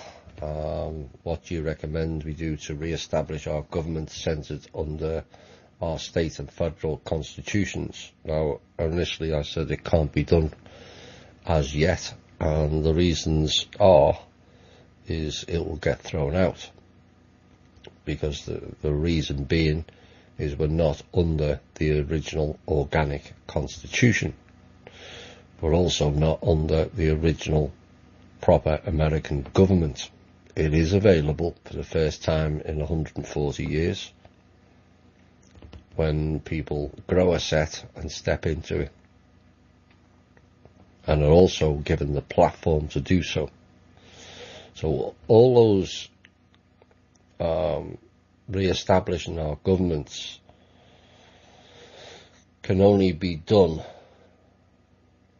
when the clowns and foreign agents that are operating this country are removed, deleted, cancelled, and the new is put back in.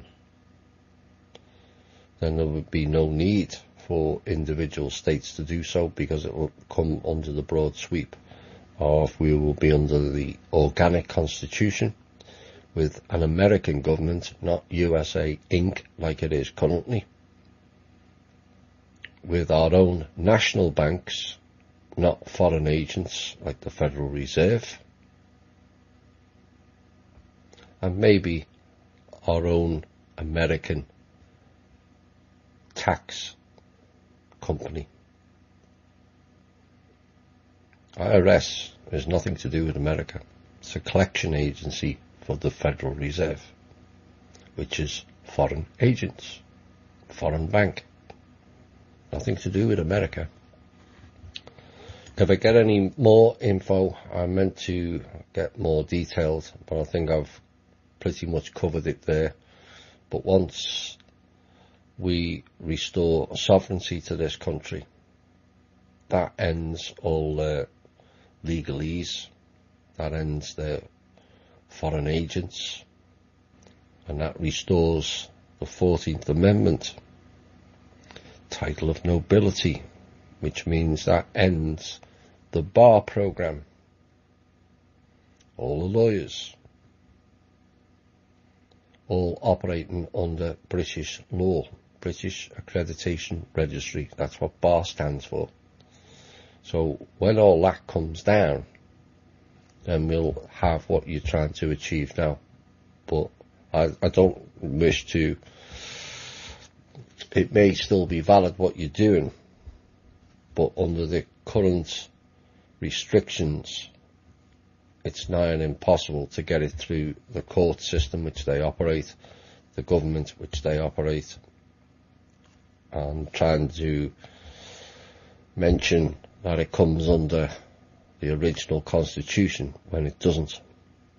This is how the whole system in America is set up currently. Currently we have and operate under 4 different constitutions, none of which apply to the people, all of which apply to the District of Columbia, and is passed off to the states and to the people. You who do law know that these judges operate under DC law, maritime law, and not under law of the land, common law, natural law. So this is all being done at the highest levels. Discussions are ongoing about America regaining its sovereignty, which will restore the constitutions, which will delete the bar, delete the Federal Reserve, and repurpose the IRS. That's the day we all look forward to.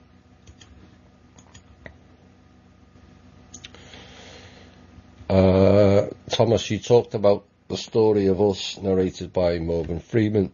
He states that the best we can do is to find a balance between war and peace in one particular documentary. Can you please address that statement for the group and Morgan's connection to the powerful Freeman bloodline family? and the priority the Th&I organization talked about in a book co-authored by Michael Bagent, Richard Lee and Henry Lincoln. The book was entitled Holy Blood, Holy Grail, and it offered historical proof that an organization called the Priority of Zion was powerful and had existed since the time of the early Crusades. I don't know Morgan Freeman's connection to that particular bloodline family, but to find a balance between war and peace, at the moment we don't have a balance. War is necessary in an extreme situation only. We don't have sufficient, well, the people do, but I'm talking about how the governments operate, or the state departments that operate the governments don't have a necessity to go to war with anyone on this planet currently. All these wars are to make money and for land and resource grab. All of it. So we do have to find a balance between war and peace. War, to me, if I was running this country, the military would clean up the mess that they've created. All technology would be assessed. Is it beneficial to humanity? Yes or no? If it's not, it should be scrapped permanently. The Air Force can clean up the chemtrails. The Navy can clean up the oceans of the oil mess and the dumping that they've been doing. And the Army can clean up Afghanistan, Libya, Lebanon, Syria, Iraq. And the engineers can come and fix this country. And then we have a global military where every country chips in and every country participates, and the only war of the future would be from outside invasion, and we protect this planet ourselves. And that's proper balance. The world should come to peace when you haven't got psychopaths thinking they own every square inch of this planet and all the resources. Those resources, as I keep saying, belongs to everybody. Not Rothschilds, not factions, not bloodline families or royalty. All of us.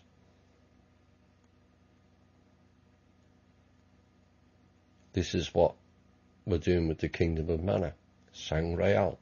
We're all monarchs. And that doesn't mean the royal term. That's the ancient term. That means we are all entitled to sovereignty.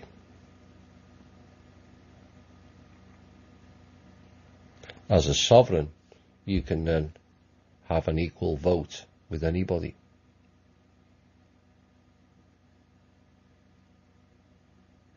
At the moment, we have an illusion of a vote, because it's not an election, it's a selection, apart from the last American one, when it was a choice of the lesser of the two evils.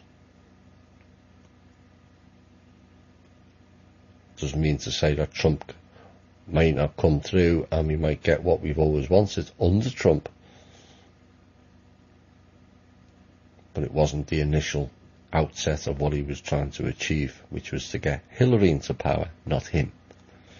Anyway, that's kind of going off track. So we do need a balance between war and peace. At the moment, it's all about war, and peace is declared non-productive. But there's a sign that the world now wants peace, and they're also prepared to go to war in some countries to get it.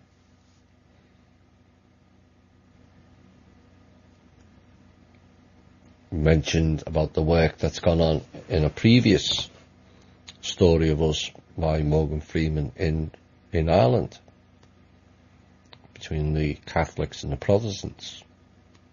There's much work being done to end that nonsense. And the wars in Rwanda.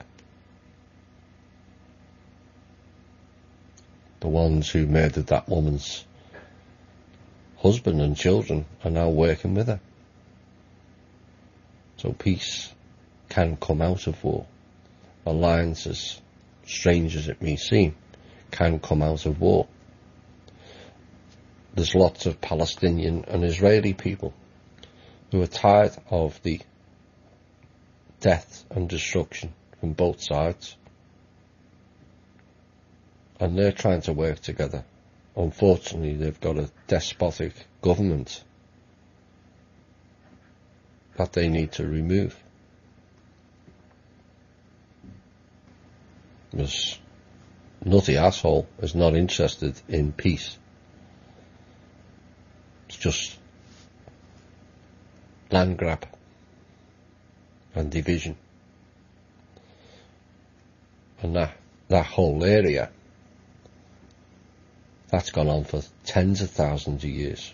That's the original space of the Anunnaki. That's why there's always war there. There was war between their family. Marduk got pissy because other family members were given strategic regions, and he felt that he should have had region 1, the important one. So yet again there's fighting, brother against brother. You've heard all that in the Bible. Same thing. It's in the Bible because it's about the same people. They just changed the names around.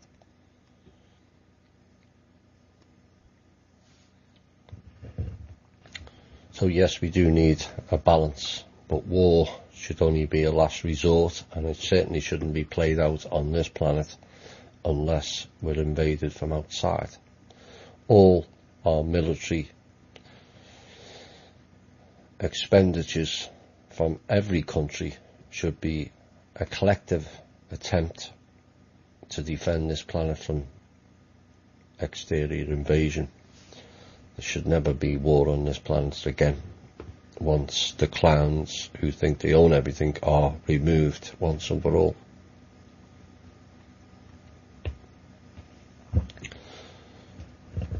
I watched a video recently and Kent Dunn referred to us as holograms and the planet as one giant hologram.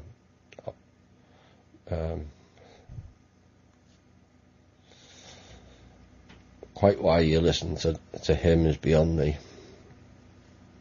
He offers nothing but bullshittery. Period. There's portions of it can be seen as a hologram, not all of it. That's also coming down. In essence, it already has. It's only the thought form that's keeping it together.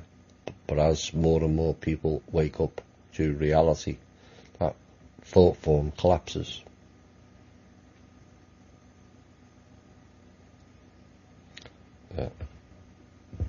I would turn Mr. Kent Dunn off and go and spend some time in nature. It's far more useful.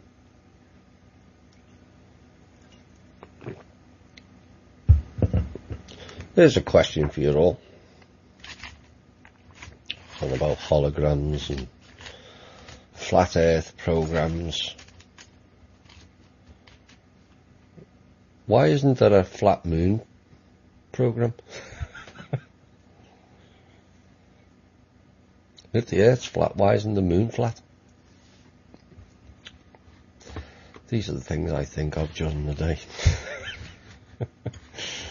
I told you I had no life. Thomas, are we still under a matrix? My sky still looks like it's computer generated. Well, yes and no again. In essence, that's collapsed. The construct's collapsing. There's still echoes of it, but it's not like it was. And the sky looks like it's computer generated because they're using mirror tech. Again, that will come down.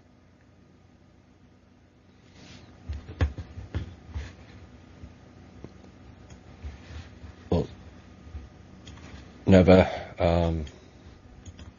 take the blue or red pill. People often forget they have another choice. Neither. Miss Manor stated that we are all equal. Do you know where they stand on the theory that a large percentage of the populace could be synthetic? They're of the same belief, perhaps not to the levels that I've mentioned previously. I think it's more a third, whereas I said 10 to 15 were non-synthetic. So that's where they stand on it. I hope they're right and I'm wrong.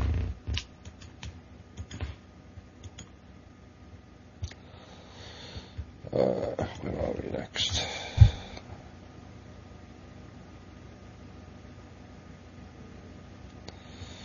I keep feeling a small painless surge of electricity in the back of my neck going out laterally. Any thought? Been really hooked to higher self lately. Well, that may explain it. You've answered your own question. Just make sure. I know this particular person is having issues to double up and get more imaginative with your shielding and what you put in it. Sometimes you have to fight fire with fire. Think about that. What events must take place before we move forward as a species? I keep hearing events must have to take place first. Before we move forward as a species, we've got to end the programming of the people. That's the biggest event and the biggest hurdle as well. Because even those in the awake group still have varying degrees of programming. Election comes up, I must vote, otherwise I'm wasting my vote. No, you're actually wasting your time and your vote in voting for the first place. We didn't choose the candidates, they did. So we're only voting for their candidates. So how is that beneficial, going to be, hopefully in any way beneficial for us? So we have to take our own personal responsibility and elect people we want, not what they give us. Everyone has to go through the dark night of the soul.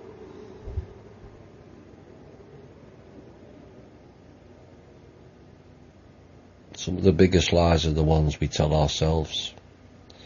And this is why the masks of illusion are coming down.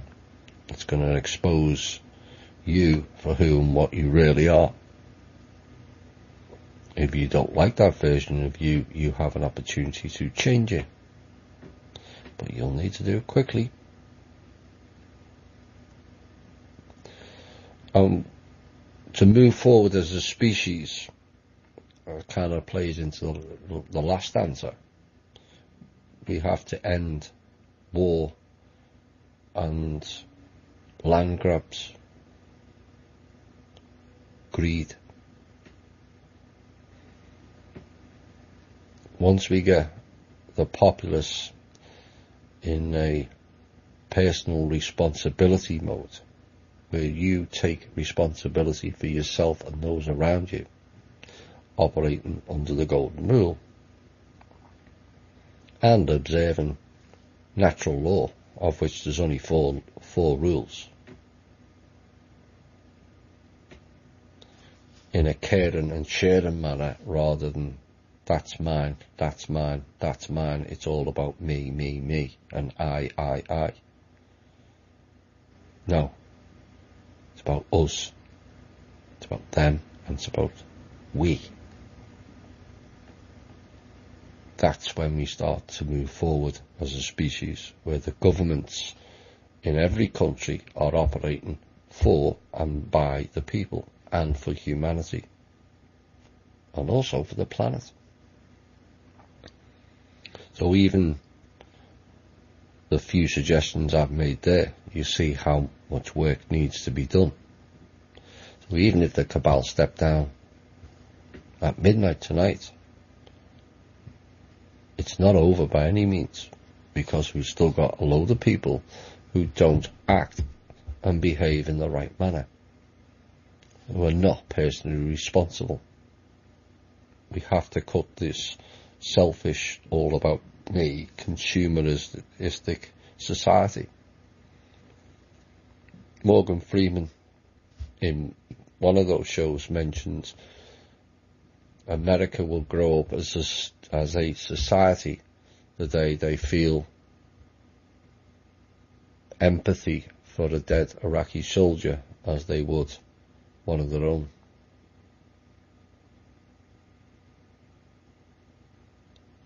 A death is a death and a sad event, whichever country you come from, and the sooner we realise that and implement it and go forward with it, that is when we start becoming an adult species and not the children that we are currently. So we will have an enormous amount of work, all of us, not just governments, the people. You want a peaceful planet and everyone living in harmony with nature and the planet. It's the people that drive it. Politicians can change everything they like and cancel all the heinous stuff that they've propagated on us. But if we don't change as people, we just carry on fighting each other and competing. The cabal stepping down will have been a complete waste of time, because all we're doing is replicating their poor behaviour. This is why the cabal are failing now. Why? Because they're replicating, or trying to, or haven't got the intelligence, thankfully, trying to replicate what the Draco, the parents and the Covens have been doing. They didn't step into the role. So are we going to step into the void of the cabal by replicating their behaviour with bogus titles and self-importance? I hope not.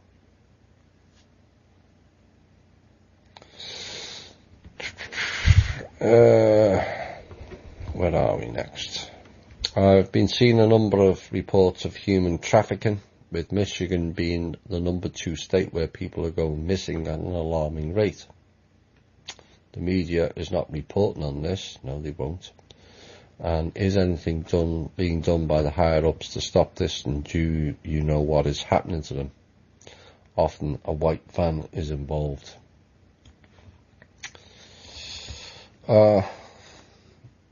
Yes, there is a lot going on to prevent human trafficking. As I understand it, it's much reduced to what it was. A fairly drastic reduction. I don't have the actual figures, but also is told there has been a large reduction in it. A large reduction in the sex trafficking also. There's certainly been a reduction of the ritual events. And so, that's an improvement, but we need to eradicate it altogether. But while you've got people who are willing to pay X amount of thousands of dollars for somebody's organ, whether they're dead or not, you'll always have people who want to make that money. So what is happening to them is ritual sacrifice, sexual slavery, mind control programs, organ harvesting. They're the four main things that the people go missing.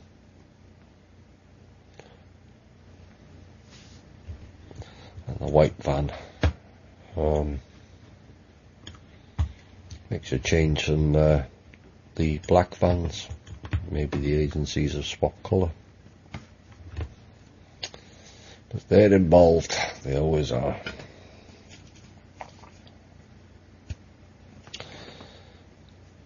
Aren't we the fallen angels? We have fallen down in consciousness and also shooting stars as we rise up in consciousness. No, we're not the fallen angels. Humanity has lowered in consciousness. Yes, there's been an improvement. But you listen to some of the stories in Just Tonight show, organ harvesting and ritual sacrifices. It's just heinous. $8 billion given out to force doctors into selling their drugs that they know doesn't cure people.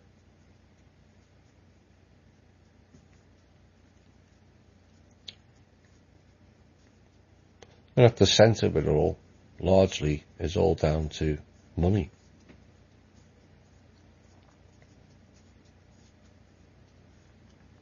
What creates crime? The haves and the have-nots. Too many have-nots creates more and more crime. And yet, bizarrely, in a strange way, the crime rate has gone down in the US at a time when we've been in a recession for the last 9 years.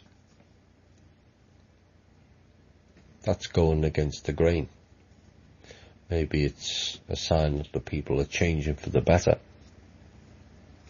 It's long overdue.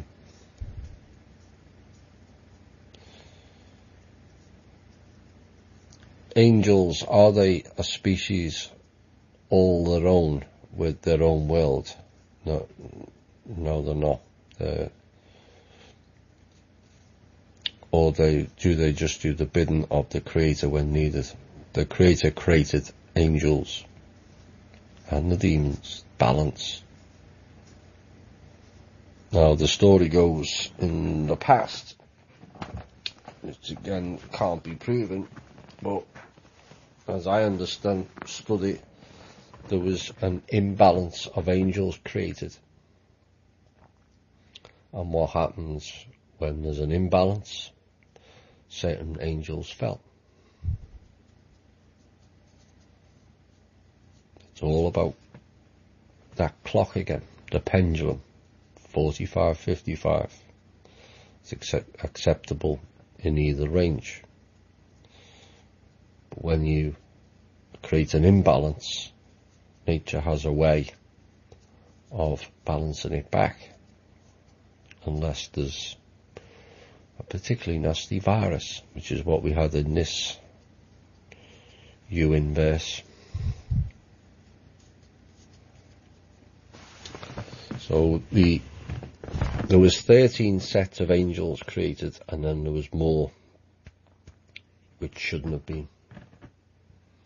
And then certain ones got corrupted by interacting with certain species, and that led to certain ones falling. Certain ones got blamed for that when they shouldn't have been. Always somebody pointing the finger at somebody else. No one holds their hands up and go, that was my mistake, unless they're ISIS. They seem to admit that they've done everything.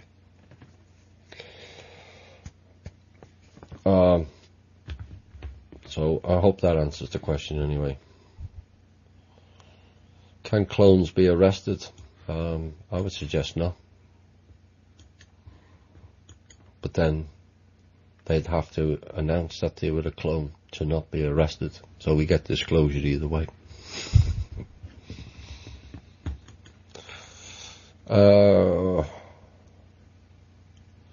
Does our conscious awareness get swiped at every reincarnation? And if so, how can we ever progress? Yes, it does. Your memory gets wiped. And you're thrown back in. It's an earth recycling battery harvesting plant. And that's what has been going on for thousands of years, but is now at an end. So there's no memory wipes and soul traps and then being pushed back to earth as of the last 3 years.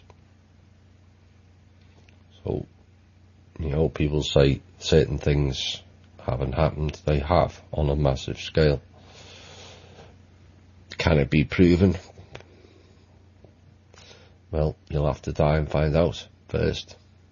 Well, death is just a beginning. Part of the problem with religion is they've made us all fear death. There's nothing else. No, there's nothing else for them and their life longevity, so they won't go back to source, so they can continue their skullduggery, anti-life. And this is what they're trying to achieve with the transhumanism, so they can carry on forever. Ultimately, that'll fail also. So the reincarnation soul trap tech is now gone. Can we incarnate back on Earth after all this madness is over, and is that why there are very few souls left? Yes, you can. I suspect many may go back to where they came from. So the reality is most here are refugees. And yeah, we complain about illegal aliens. Again, that sort of thinking has to change to go back to the earlier question. What has to take place before we move forward as a species? We have to start thinking and acting different. As we carry on the same way, we're going to continue the same mess, only worse. Will Jeff Sessions make a move on Uranium One Hillary Clinton issue? Well, apparently it already has. Of course, most in certain elements of the government were aware of that because we exposed it 2 years ago. Hitler sold all the uranium to Putin and Russia, and yet has the audacity to mention and pay for agents to dig dirt on Trump and Russia. Of course, she denies all knowledge of it. Maybe she gets a memory wipe. Maybe so often seems that way. Personally, I'd rather press delete on that entity altogether, clone or otherwise. So that will come out. I have a feeling there'll be a lot more coming out on the entity known as Android. You can't carry on pissing people off all the time and get away with it.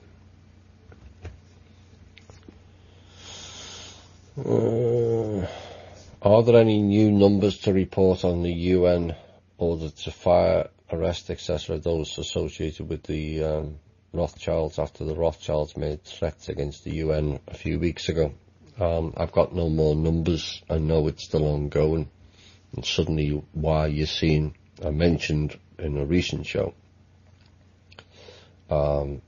that you're going to see a lot of named people, presidents, former presidents, prime ministers, heads of state, being brought into court under fraud and corruption when it's really something else. Of course, Mr. Ahmadinejad from Iran is another one to add to the list. I think I've done about 8 or 9 in the last three shows.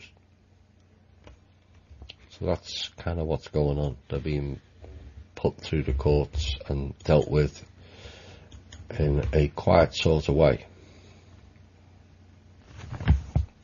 Is there an October surprise, and if so, what was it, or what will it be? I hope not, because it will be another false flag event. Any update on the People's Club? I thought I saw a new website. No, it was a new Facebook page that was an error. There's no real updates, except once certain clowns are removed and once certain people grow a set in the corridors of power in this country, then the funds will be released for the People's Club and we'll be up and running. Do you know if there's any truth in the theory of Ireland being the original Holy Land? Some bits. Of course, there's a good book, Ireland, the Land of the Pharaohs. Now, it's suspected that the Exodus was not from Egypt, but the Exodus was to Egypt from Ireland. Of course, the Irish are also connected to the Catalonians, as they both have share the same ET species that where they originated from. That's why they think the difference. That's why the powers that think they are, anyway, are trying to crush the Irish. The Vatican Church has crushed Ireland for the last 400 years. In league with Dutch kings, William of Orange, bogus, under the pretense that there's they're fighting a different religion in Protestants. Of course, Protestant is not a religion. It is what it says, Protestant. They were Catholic people who were protesting against the corruption and fraud and crimes of the Roman Catholic Church, not a separate religion. Now, Ireland was also fairly close to the island, IS land, of High Brazil, which was a higher end society, very spiritual group, and also had a lot of technology in the ancient past. Of course, that island no longer exists, although there is evidence below the water. You can see maybe that was part of the Atlantis, likely a part of the Atlantis time. But if you read the book Ireland, the Land of the Pharaohs, which is a free PDF online, you'll get more knowledge of what's gone on in Ireland. Of course, the Queen of Scotia is buried in Ireland in Tralee Bay. Why would the Queen of Scotia be buried in Ireland? That's where she's from. Of course, the Queen of Scotia is where Scotland got its name from, but that was Scotialand. In fact, Ireland was called Scotia before its current name, and the people of Ireland were seafaring. That's why they ended up in what's now known as Canada with Nova Scotia. Nova means new, New Ireland.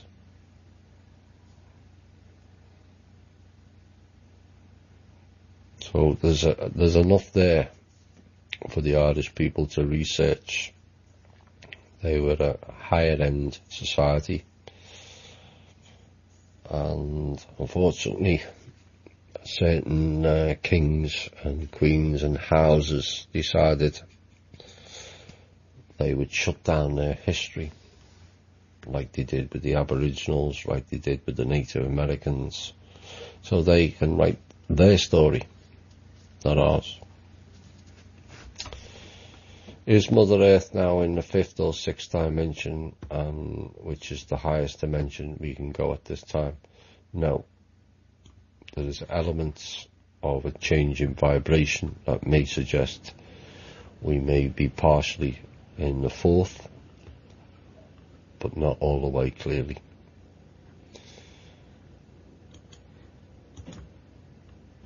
Is Hitler to England escaped? Yes.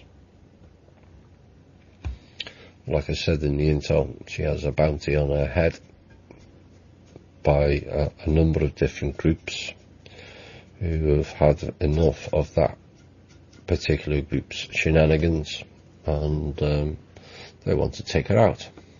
So she's fled to Britain to get protection from the Knights of Malta goons. Let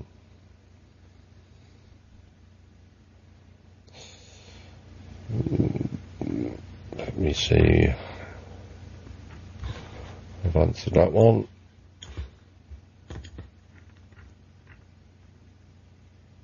I'm doing a sort of a review of sorts. All the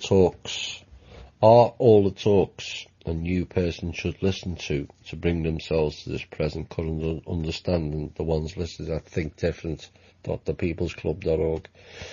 Pretty much, if you want to know what about the ET side of things, or past history, about the human form, about illness and disease, about the factions, about the Illuminati families, then those bigger shows are all there. That covers the basics of what is going on, like an overview really of the different aspects of what's going on this planet.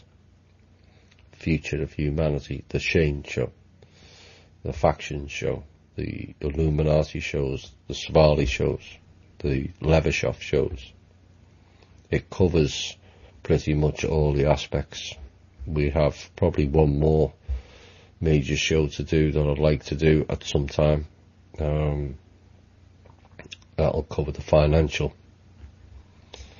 But time's not on my side at the moment, and that will probably complete the current that set of special shows, as we say, and it gives people a good overview.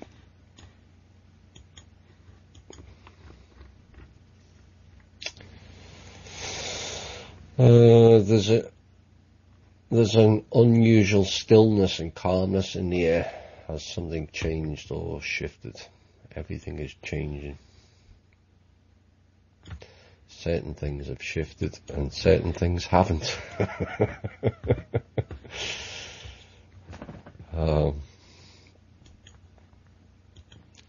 There is an uneasy calm ongoing currently, which can be unnerving, but it also gives you a chance to regroup yourself. You know, we've kind of been bombarded with information this year, which again was forecast at the start of the year. We would get it from all angles, and I think most would agree the stuff that's come out this year is mind-boggling. Even on the mainstream media, they're covering pedophilia and certain false flags. So, and there's been a lot to take in. There's also been a collapsing of certain programs within the alternative media that's been exposed heavily this year, and more people are seeing through it, like the Corey Goat, Wilcock and the Blue Chicken Brigade. I think most people are now seeing through it. That's why Corey is not promoted anymore. So they brought Mr. DeLonge forward to tell you a pack of lies and tell you about bullshit in Antarctica to distract. And in the meantime, you're going to pay for it.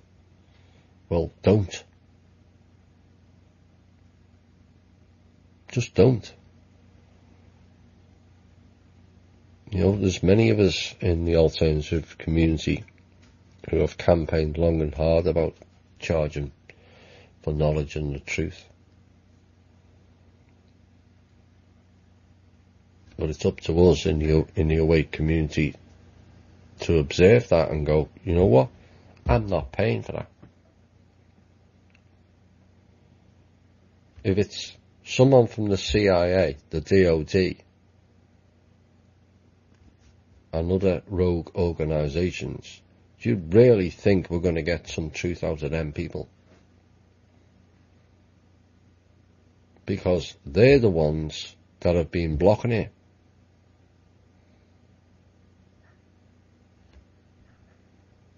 They're the ones that the people may turn on when the full disclosure really breaks out. We've already had disclosure, but I'm talking about the mass disclosure.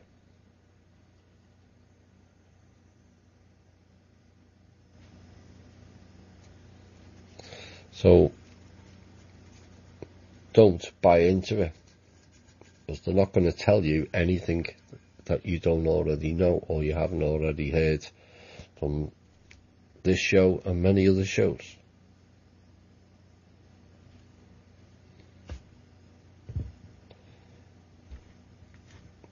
Because if the Tom DeLonge thing doesn't get off the ground, that'll be the best thing no more, because that's the people going, you know what, we're not buying your bullshit. Because rest assured, if that takes place and no one signs up for it, the powers that be have a massive, massive problem, because then they have no choice but to out more disclosure. Because they'll know that people haven't fallen for their bullshit side show distraction. Right, we're going to wrap it up now. I hope you've enjoyed the show. Much to ponder on again. Much to think about again. Some mildly disturbing bits. A lot of positive bits as well. It all depends on your own particular mindset at times. Yes, this can get heavy. It gets heavy for me at times. But we have overall made large strides. I know people would like to see more evidence of it. Well, the evidence to me is you're all still alive.